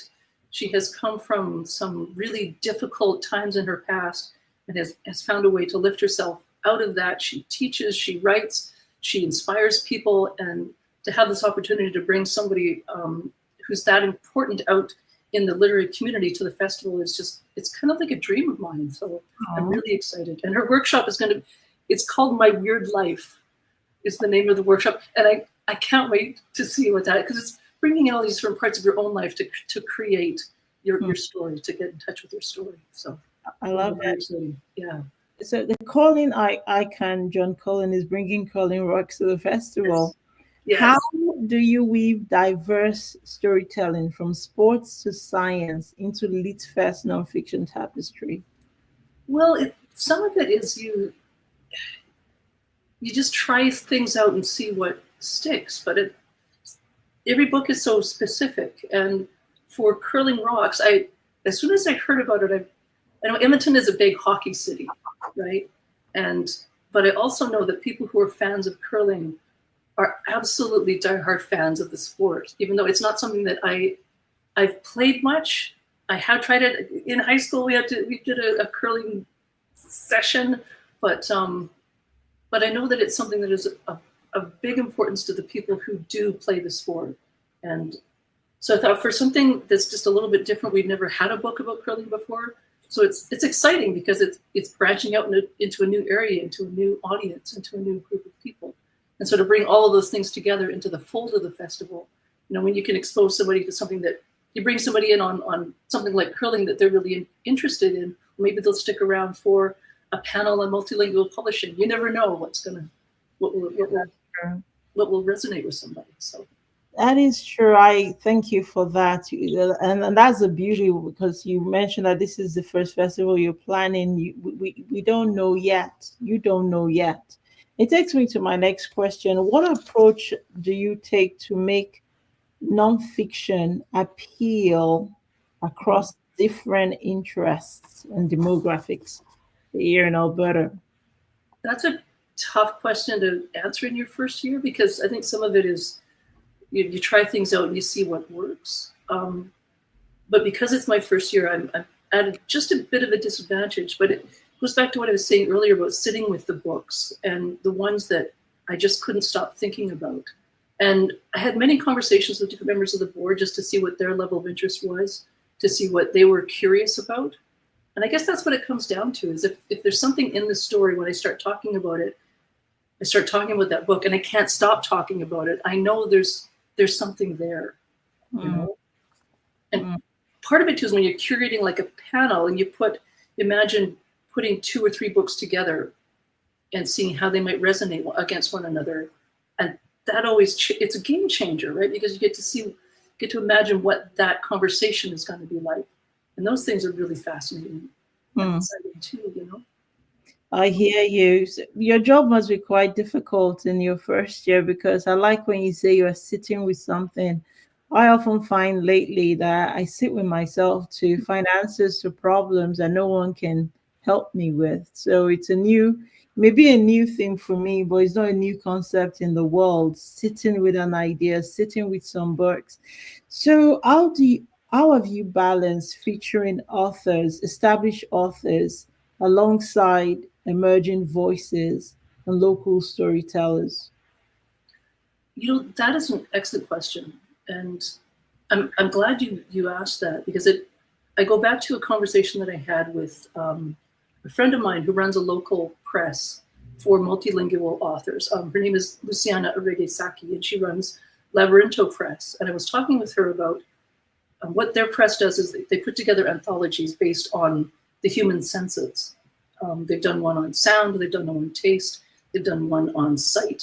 And she publishes, her mandate for the public, for that press, is to publish people who are either ESL writers or hyphenated Canadians, is her definition, or multilingual in some way. And to put all of these stories together about a particular sense in a way that's seamless. So what you get is this feeling of human experience is based in something that's common between all of us, how we engage with our senses. And it's something that's common between everybody. And she wants to create in her anthologies this sense of what it is to be human. And that sort of as a baseline for the work that she does. And I took that to heart when I looked at this festival and how to plan it. So it's more on bringing so many things together and then creating an experience for attendees. I've got musicians coming in for some events, I've got a dancer coming in for another event, just to try and bring in different artistic genres or different artistic styles, different voices, to create something that will hopefully at one level or another coalesce into a sense of what it is to be human. So, and really the most important thing out of all of it is that everybody is welcome into this festival. Welcome, not just invited, but welcome to be a part of it, to engage with it, to take something away from it. To explore. To explore, beautiful, yes. I love it. Now, for listeners eager to attend, when exactly will tickets be out? Are your tickets out already? Or what? The tickets will be going on sale very soon. The schedule will be up by mid-September, and we're working with the Citadel. We'll be running through their box office. So right. Yeah, so I don't want to rush them. You can't rush their genius. You really can't. So yeah. But the festival will take place October 15th to 19th this year, and I'm hoping to have tickets on sale in mid-September, and the schedule will definitely be out. So. All right. Will you offer virtual or hybrid experiences, or it's all going to be in person? Most of it will be in person. Most of our events will be either at the downtown Stanley Milner Library or in Zeeler Hall at the Citadel. We do have one event that will be online because the featured author for that event doesn't travel right now. So that is with a woman named Christiana Gunners, who is an excellent, phenomenal poet who coming out with a beautiful anthology. And so, so that one will be online, but everything else will be in person. Beautiful. Thank you. From your own experience, Ellen, can you share a nonfiction story or author that has had a deep impact on you, something that resonates with the festival's ethos? Oh, wow. You know what? So many. It's just picking one. You know what? I'm going to go with. There's a graphic memoirist, and her name is Teresa Wong. She's based in Calgary, just coming out with her second book. But her first graphic novel, a graphic memoir that she came out with a few years ago, it was about postpartum depression. And when I heard her story about putting that together, she started out, that was how when she learned to draw, she was teaching herself to draw so that she could capture that story in her life. And it was such a unique book, such a unique publication. And the way that it was told was so unique because it's narrative, but then she'd have these single pages that were like breaking down all these different parts of her own experience. And to me, it was a whole new way of engaging with graphic memoir as a genre. And it kind of had this feel of being like there was still images, but there was also the whole narrative that held the whole thing together. And it really stuck with me so much that when this new book came out, I couldn't wait to try and secure her for an event at the festival this year. That's so very beautifully said. What are you personally looking most forward to this October? Any must-attend moments or big surprises up your sleeve? Ooh, oh God! Because I'm so biased because I've been curating it, so I'm excited about all of it. We've got the opening night event with Paul Myers. I'm really excited about that. There's a new John Candy renaissance that seems to be happening right now. Like there's a documentary that came out of this book. It's sort of a tie-in. They launched it at the Toronto International Film Festival just a couple of days ago. It's going to be on Amazon Prime throughout the fall, and Paul Myers is on a tour across the country right now. And I'm really, really excited about that event because Edmonton's historian laureate here is going to be talking with him about that book, and I'm really excited to see how that conversation goes. I've also got this panel that I've put together with some poets and language scientists. I'm working on the title still for it, but I'm lovingly referring to it as the Smarty Pants panel because it's people who have this incredible understanding and facility with language and how we create meaning in what we say and what we write. And I brought together the amazing Kinesia LeBrin is going to be part of that. Joel Katmakoff will be one of the poets on that panel. And there's a language scientist from Calgary named Julie Sedevy, and the whole panel will be moderated by our own Alice Major here. Just to hear those incredible minds talking about how language and meaning is created. I can't wait for that. So, yeah. That was beautifully said. Thank you, Ellen. To wrap up, why should everybody read nonfiction? And what would you say to someone who is hesitant to dive in?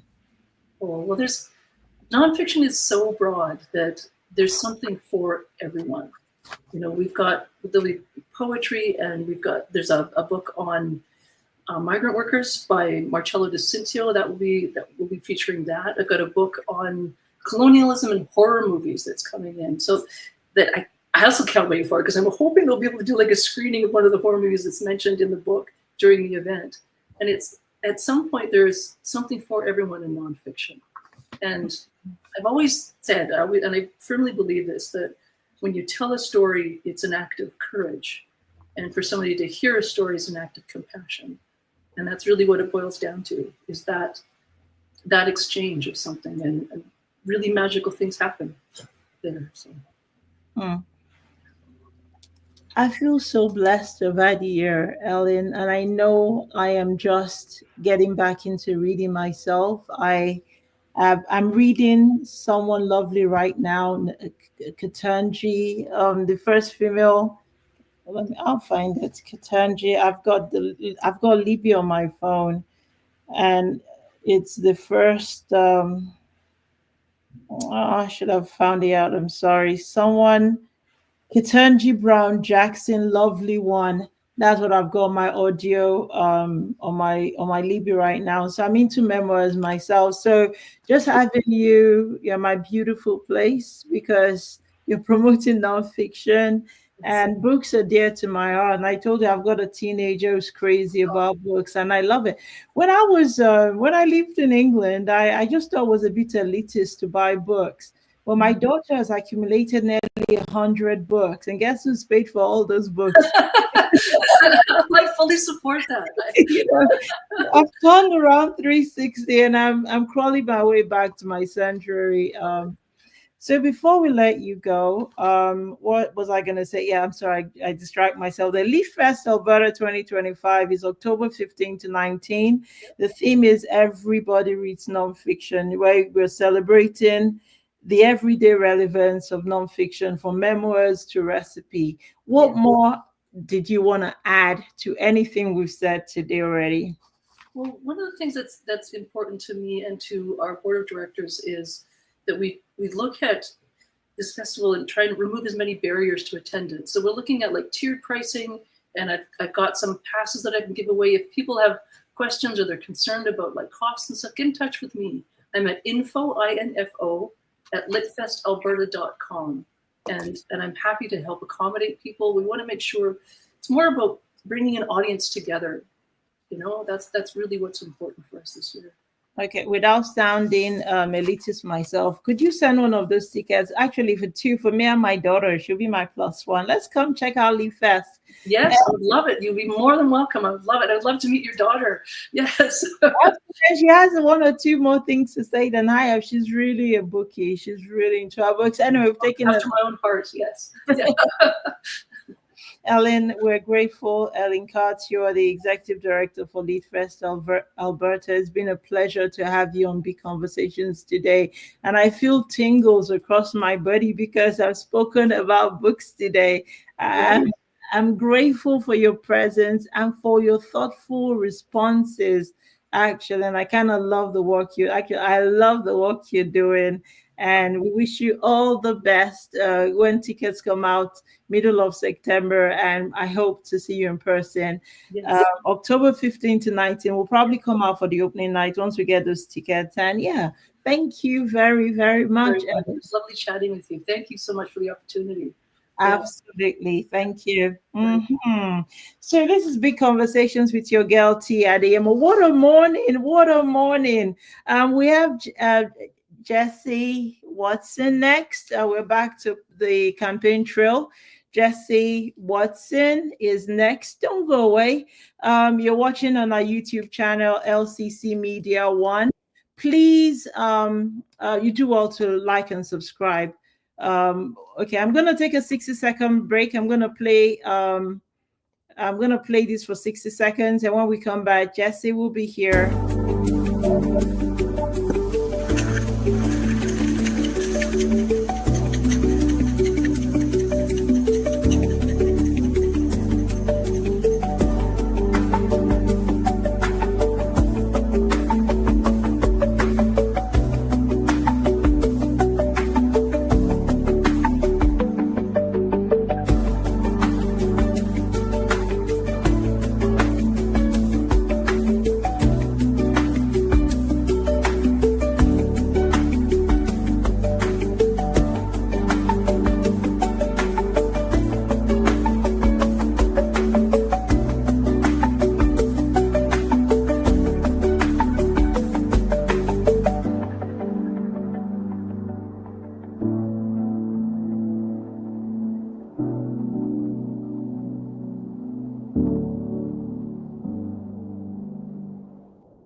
If you've been with us since 9:30 when our first guest came, Mary Thomas, we're sending you hugs, embraces, and a lot of love. Thank you for staying with me. Thank you for supporting your show, Big Conversations. When are we back? Stay tuned to our website. We'll announce when we're doing this again. For it to be sustainable, we'll kind of need some more support to do this a bit more regularly. We think we are bringing you value. You're watching on our YouTube channel, LCC Media 1. You do well to like and subscribe. He has been waiting for at least 5 minutes. Is Jesse Watson. Hello. Hi. My daughter told me off. I wasn't calling your name right. I do have a Nigerian accent. So she said it's Jesse. All right. Yeah. Jesse. So forgive me if my Nigerianness comes into play. I don't mean to be disrespectful. Thank you for jumping in. I didn't even notice.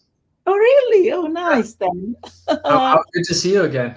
Yes, absolutely. Thanks for doing this at short notice as well. Such short notice. Absolutely. As well. Mm-hmm. So let's just get right into it. Let's skip the fluff. We have a lot to get through. Sure. All right. So we know you're a community leader and a business owner. You served as president of the Calder Community League, and you've been on boards like the Edmonton Federation Community League, the Historical Board, and the Heritage Council. Now you've transformed Calder with Boxcar Coffee Shop using design and community relationship to shift perceptions of what local neighborhoods would be. How has this experience shown you what is possible or what is lacking across Edmonton? Yeah, first of all, thanks for doing your research. Now, small business it's the backbone of our economy. I mean, there's stats out there. You hear 60%, you hear 80% of all employment is small business. And when I first came to Calder, there was something about it that I loved, right? It was its history, it was its railway past, and I knew that transformation was possible on a micro scale, right? And so we found this building in 2018, 2019, and it was derelict. It was on the safe housing circuit, and I was on the board at the time. I just got my house designated as a municipal heritage resource, built out of a boxcar from the train, right? Like, how resilient were people in the 1900s to take train cars and build them into houses? And so we started to transform it. And I was like, you know what, what's more local than a coffee shop? And the city of Edmonton, I have to give some props, because they actually did some research as part of the renewal program. And most people wanted localized coffee, and it was kind of coming trendy in Edmonton. And there wasn't much on the north side. And by north, I mean north of Yellowhead Highway. And so we transformed the building. We modernized the apartments. We have 4 apartments there. And we opened Boxcar. I had no clue what to do. I didn't know how to even make a cappuccino, but so much support from across like the coffee community and the neighborhood itself. People called us crazy. They said, you're never going to get your return on investment. You're never going to be successful. But you know what? Like, some things you got to do, even if there is no return on investment, some things you got to do for the better of a community. And in the end, we did get a return. The money we spent has come back in spades. We have people traveling from across the city. Calder's identity has fundamentally changed from something a little rough to diamond in the rough. And so I take that little micro example and show that if you believe in something, you can really achieve success on a bigger scale.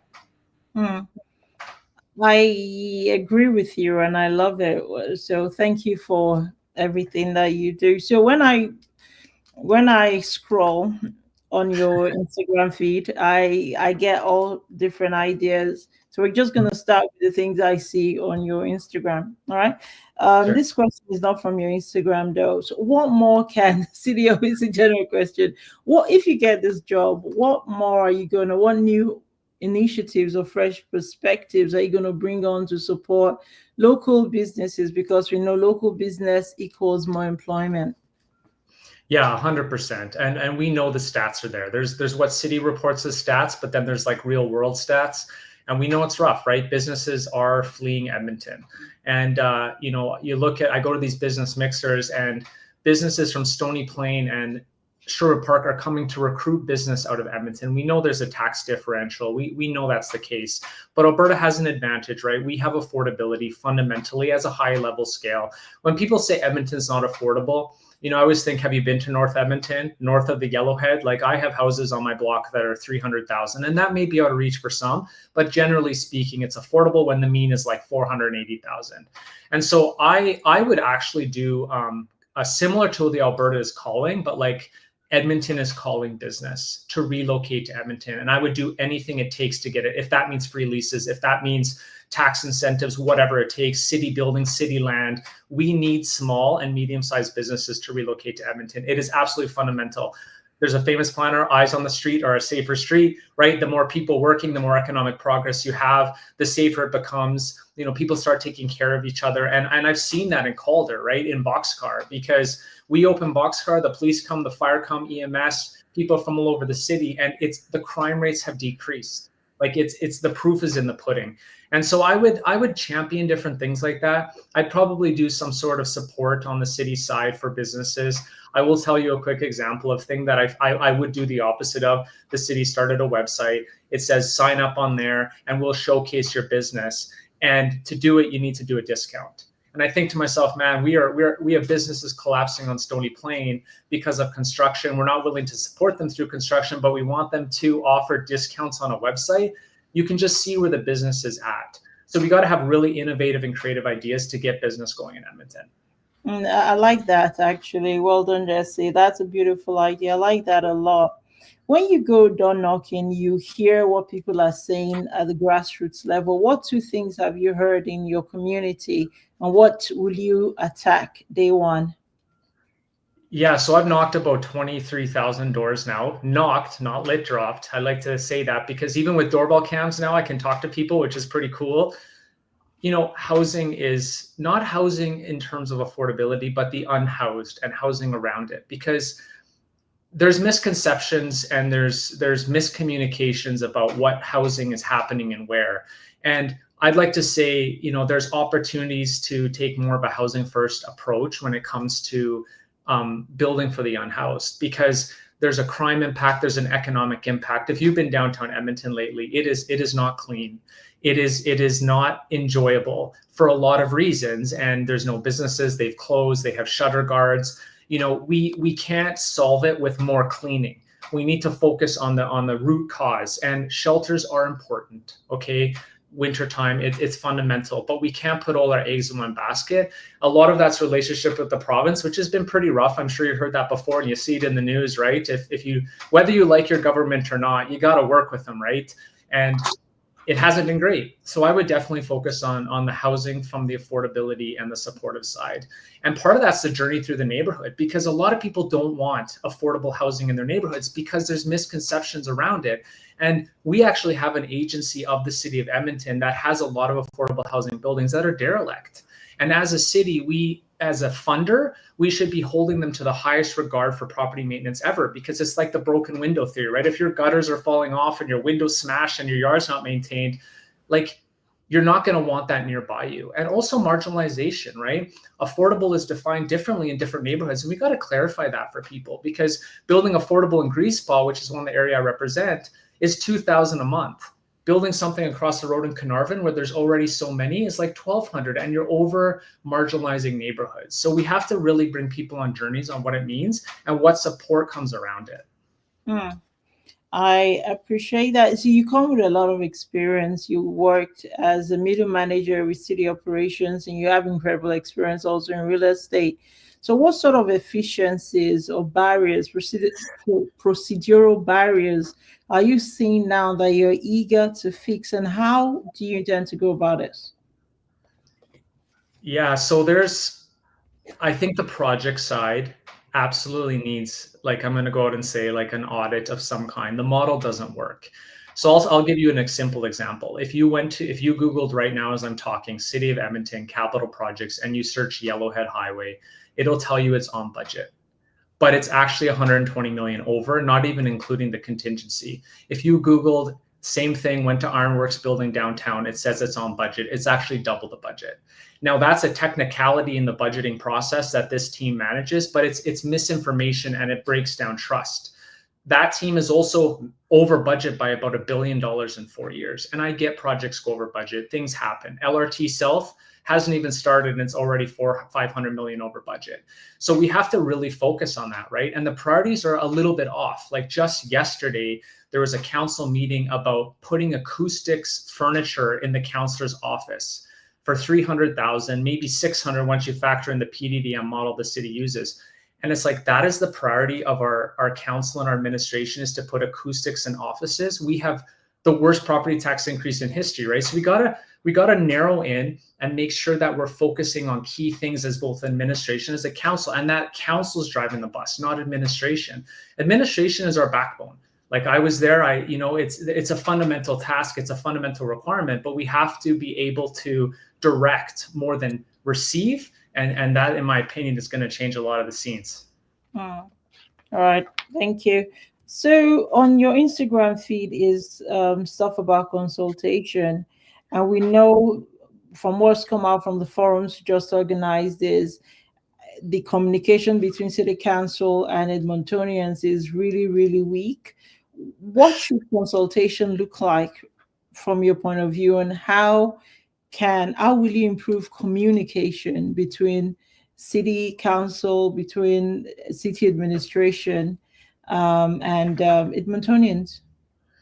Yeah, consultation. So I have a background in economics, right? But I also have a background in city planning. And city planning 101 is consultation. But what's happened as a city, and I just take zoning as an idea, is we've eroded consultation at a community level. It's gone, okay? Because we've rolled it in city plan and up to district planning that people don't feel heard, right? And that's because literally we no longer do neighborhood planning. Like this is transformed in the last 4 years. And it's fundamental, right? Because what's happened as policies of this council is we've tried to rubber stamp every community to be the same.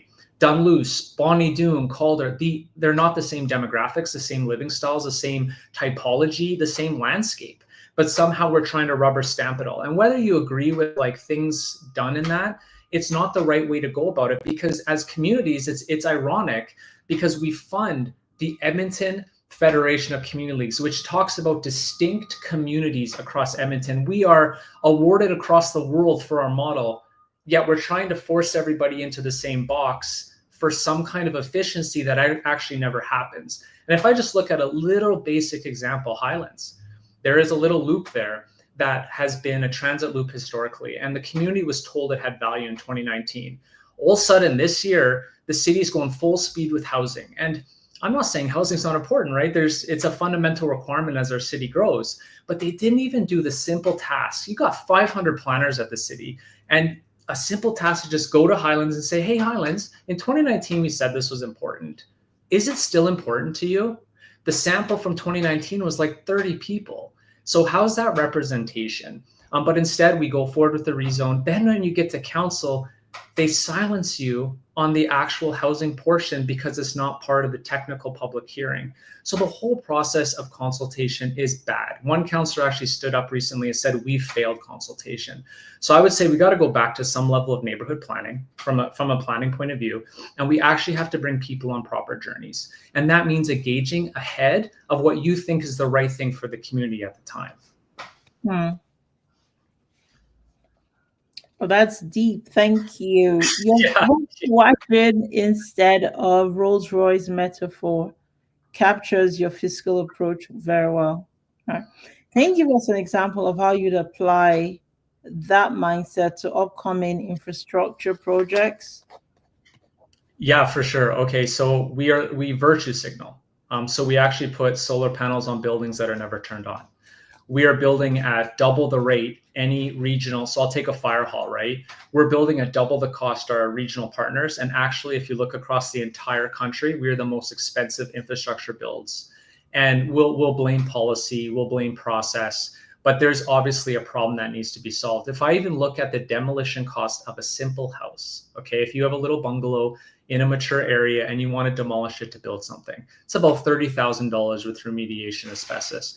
The city of Edmonton last year was demolishing them for $175,000. There clearly is a problem, procurement, process, engagement, whatever it is that needs to be identified and solved in there, because it's costing us on the bottom line and on the tax line, right? That's why we've gone up the most taxes we've ever gone up in history. And council will blame others, will blame the province for property tax, which they paid back. We'll do all this stuff, but we never actually look at ourselves. And so when I look at fiscal management, Rolls-Royce spending on a Jetta budget, it's about challenging the status quo, challenging ourselves and the money we give. One final example.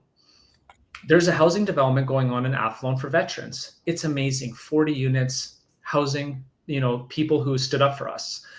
It's being built at $150,000 a unit, which isn't bad. We just approved one last week that's being built for $500,000 a unit, and no one asked a question. Those are the questions that need to be asked. Why is one housing developer doing it for $175, $150, the other one doing it for $500? Because that is impacting the tax rate, period. Mm-hmm. All right, thank you very much. You suggest very bold ideas like free downtown parking and reduced leases to revitalize that core. How would you ensure that these changes are strategic and sustainable, not just symbolic? Yeah, so I look at buildings and land the city owns, right? So we talk about housing, and downtown needs more people living there. You've heard it sung from the rooftops by city councilors, downtown business associations, whoever it is. They're like, we need housing downtown. We just got a CRL approved to build housing downtown. We have money, and yet we want to sell the buildings we have for $1, which by the way was a market rate we got offered before. Even though we can convert them to housing, we own them. We have money for them. There's actually administration came forward and said, hey, we got $23 million. That's our budget request to move everybody out of the buildings. It's like, let's just renovate them. So that's how you achieve success. It's like you look at our own assets and what we can achieve ourselves. We have so much land. You probably go downtown, you're like, wow, there's like something like 280 vacant parking lots. In the quarters alone, we have like 17 lots that the city owns, and yet we don't mobilize on them. We don't RFP them to build. Instead, we try to sell them for 5-6 years. They sit there. So proof is in the pudding. There's ways to achieve it. We can't say we want housing on one side and then not implement it when we actually own the asset on the other. All right. Thank you. Property taxes is an issue across Edmonton. What new ideas will you come up with, or do you have currently to know that it's sustainable whilst balancing the budget and without cutting core services? Yeah, so that kind of goes back to the Rolls Royce, right? It's like if we're going to achieve objectives, we have to make sure that it's the right thing, because what's happened mostly in our tax levy is we have capital, which usually is funded from other levels of government, but the portion that we borrow as debt goes onto the tax levy, which is why it's increasing. And we have the most construction we've ever had in history, which is why our debt is at an all-time high, $1 million a day. You probably heard this from others in the past. So you look at all these projects that are going over budget, virtue signaling like solar panels putting on them and not turned on, Taj Mahal building, like the fire hall on the south side. You know, having a coffee shop, I talk to the firefighters all the time, and they tell me they're trying to get out of the fire hall recently built on the south side because they're embarrassed by what it is. It's like you picture the Ghostbusters fire hall of the 1900s. You go in, you have a great place to work, you can leave, you can come easily. But to have this humongous architectural marvel on the landscape, it's like, is it necessary? Because all of that equates to tax increase, right? You even look at the tax itself. Council approved transferring a 15% from multifamily, so 3 or 4 units, to everybody else, which is the majority of the tax basis, all to reduce rents on multifamily, which is never going to happen. And so we're putting more and more burden on the majority of people without really thinking about the big picture. And all of these micro details, borrowing, transferring tax rates, giving land for free, giving away land, giving land away to build on it, but then it never happens, lending to housing providers that build at $500,000 a door, all these incremental things add up. And I just gave you an example of 50 million right there. That is true. That is, a lot about what's going on at City Council. And what strikes me with the details that you bring into it, that is you're already thinking, I'm going to do one better than the current councillor, Erin Rutherford. So in terms of, okay, let's go to housing versus affordability right now. In terms of affordability, what innovative tools would you propose to boost affordability right now, not just in Arnick, but across Edmonton? Yeah, so one of our biggest problems right now is the zoning bylaw has permitted the biggest investment boom in Edmonton's history, right? So, you hear about infill, and most people are okay with infill, but not like an 8-plex beside them, right? But the 8-plex beside them has been a funding tool by the feds, and it's now mostly foreign owners. So like foreign to Alberta, like Ontario and BC. And it's actually called the BRRRR, Build, Refinance, Repeat, Infinite Cash Flow. That's actually what's being sold about Edmonton. And they have to be rentals for 10 years. So we're not actually building ownership. And they're sitting vacant. So when you door knock and you go through neighborhoods, you're like, wow, this 8-plex is vacant. And then a neighbor will say, oh, this one's been vacant for like a year. They're vacant because the city has permitted, we've said there's a housing crisis. So we've been building the most, we think housing at any cost, housing at the expense of people, heritage, and community, right? No more community input. And so we're just a loss of what our neighborhood identities are. And yet they're sitting vacant because they're investments. And investments are just write-offs, right? It's the same as the commercial vacancy downtown. It's like you have these massive corporate landlords that hold vacancy for these little commercial premises because it's offset by the bigger building. But that doesn't help Edmonton. So we actually have to manage the investment. And this council has not even discussed that. They're actually transferring that tax, as I mentioned earlier, to help that pool of individuals, a minority. So we got to manage that fundamentally, because until we might as well benefit as a city to achieve that. The other way, the city can intervene to literally build affordable housing themselves.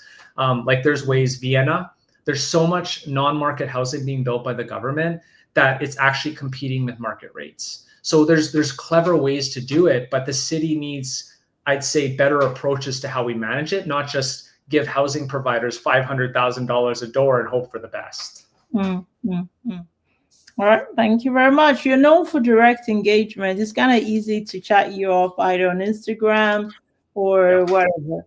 Now, so when I say direct engagement, hearing feedback right at your cafe till, how do you plan to maintain and scale that connection across Ward or Nick, especially in the less connected areas? Yeah, you have to go to where people are, like fundamentally. I actually had a barbecue a couple of weeks ago, and it was so positive. And it was so like, I had like 300 people come from all over the ward. And I'm like, wow, like people actually want to talk to you about what's concerning. And so I want to do stuff like that more proactively as a counselor. I want to, host it across the ward and go to where the people are. Sometimes it means leaving your ward. And, I went down and met the Somalian team the other day, and there's a lot of representation in the ward. And they were like, wow, you actually came to see us downtown. And it's like, yeah, like that's like fundamental, like me going out. Like I learned early on in this campaign that you can't expect people to just come to you. I hold coffees like every Wednesday and Friday, and I get people, sometimes I get 10 people, sometimes I get no people. But I've noticed that people need you to go to where they are because they're working, they can't get transportation. There's a lot of demographic challenges. There's language, there's communication. So you got to get those relationships and go to where people are to truly understand what they need and they want. And I've seen that already in the way my campaign's evolved. When I go to an event, I never attend an event to just eat. I always volunteer. And I think that goes a long way because people, first of all, they respect that. And second of all, you actually get to hear and see, the community and the culture that you're going to represent eventually. All right. You're watching YouTube, our YouTube channel, LCC Media One. You do well to like and subscribe. Jess, I've got 2 more questions and then we'll let you go have your Sunday, your Saturday's lunch, dinner or sandwich. I don't know. Yeah, it's lunch right about now. It's 12:33. Now, what are you bringing on that present candidates are not showing or they don't have? What's your X factor? Yeah, number one is business acumen, right? Like, and priority-based approaches, right? Nuts and bolts. As an operational guy, being in parks and road services and being in real estate, the city's 3 things: plan, build, manage. The management always gets shafted. And that's what people care about the most, right? When you're driving your road, the snow cleared. Is the grass cut? Are the flowers out, right? But if we can't even do basic services, that tells you that our priorities are off as a fundamental approach. And being in operations, I gave feedback all the time on the planning side about what we need to do, even by my avenue, by my house, 132nd Ave, a double corridor bike lane. I gave all my feedback as an operations guy saying, this isn't going to work. This isn't going to work. This is going to cost us more money. And guess what? It always implemented, and now it's costing us more money. It's not working, and people are upset. And so it's really about, business. City as a business is important because we are a business. We loan, we grant, we take payments, but there's a social duty, right? We have to have affordable rec centers. We have to have housing for people, but we can't just give money and hope for the best. Or you get a report once a year and you say, hey, did you build it? And they say yes, and you're all clapping, right? I was at an event recently and someone said that what they do provides a 5-to-1 return rate for the city. And I asked, like, how? And it couldn't really be answered. And so when we have these numbers, those are the questions I would ask. I'm not afraid to challenge the status quo. And if you look at my social media, I'm asking the questions. And I'm probably not making some friends along the way, but I'm here to represent people and make sure Edmonton is affordable and is a place that we've all come to love. I've been here 12 years, but I'm concerned. And so I look at what I'm doing on my social media, and I want to just bring a different approach to how we be as a politician and how we communicate with the citizens. It is lunchtime. The final question: what are your thoughts around inclusion and diversity, especially when we're talking about newcomers, LGBTQ, seniors, and vulnerable, often unreached members of our community? How do you plan? What are your thoughts generally around inclusion and diversity?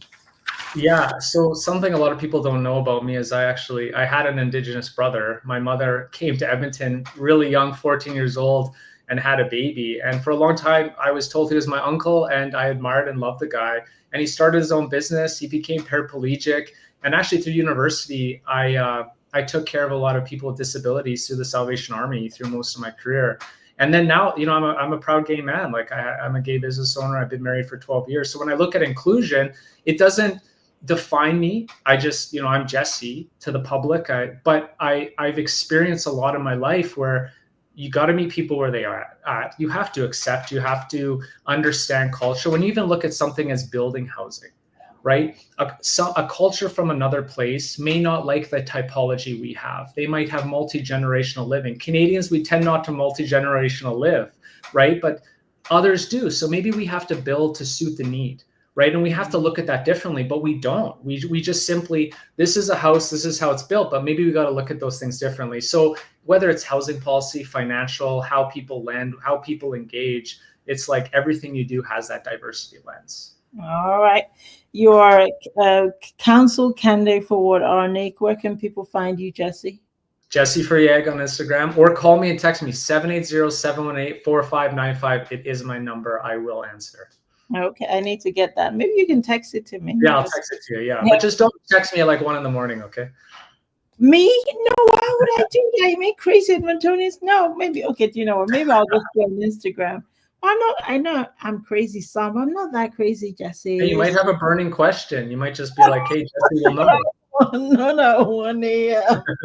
No, 1 a.m. It's lunchtime. I gotta let you go. You know. Thank you so much. I need something too, but this was amazing. It gives us, I think, more opportunities to hear about your platform and what you have for Edmontonians. So I wish you all the best. And thank you so much for spending some of your Saturday with us. You too. Bye. Take care. Bye-bye. That was Big Conversations, and we had Jesse Watson from Ward RNA here with us. It's lunchtime. If you've been with us since 9:30, we say thank you. See all the work we do in the community. If you'd like to sponsor, you got to email edmontondigest@gmail.com for our sponsorship package. If you'd like to support us, buy us a drink or lunch, please get in touch. We're grateful for your time. We are grateful you've stayed with us this length of time.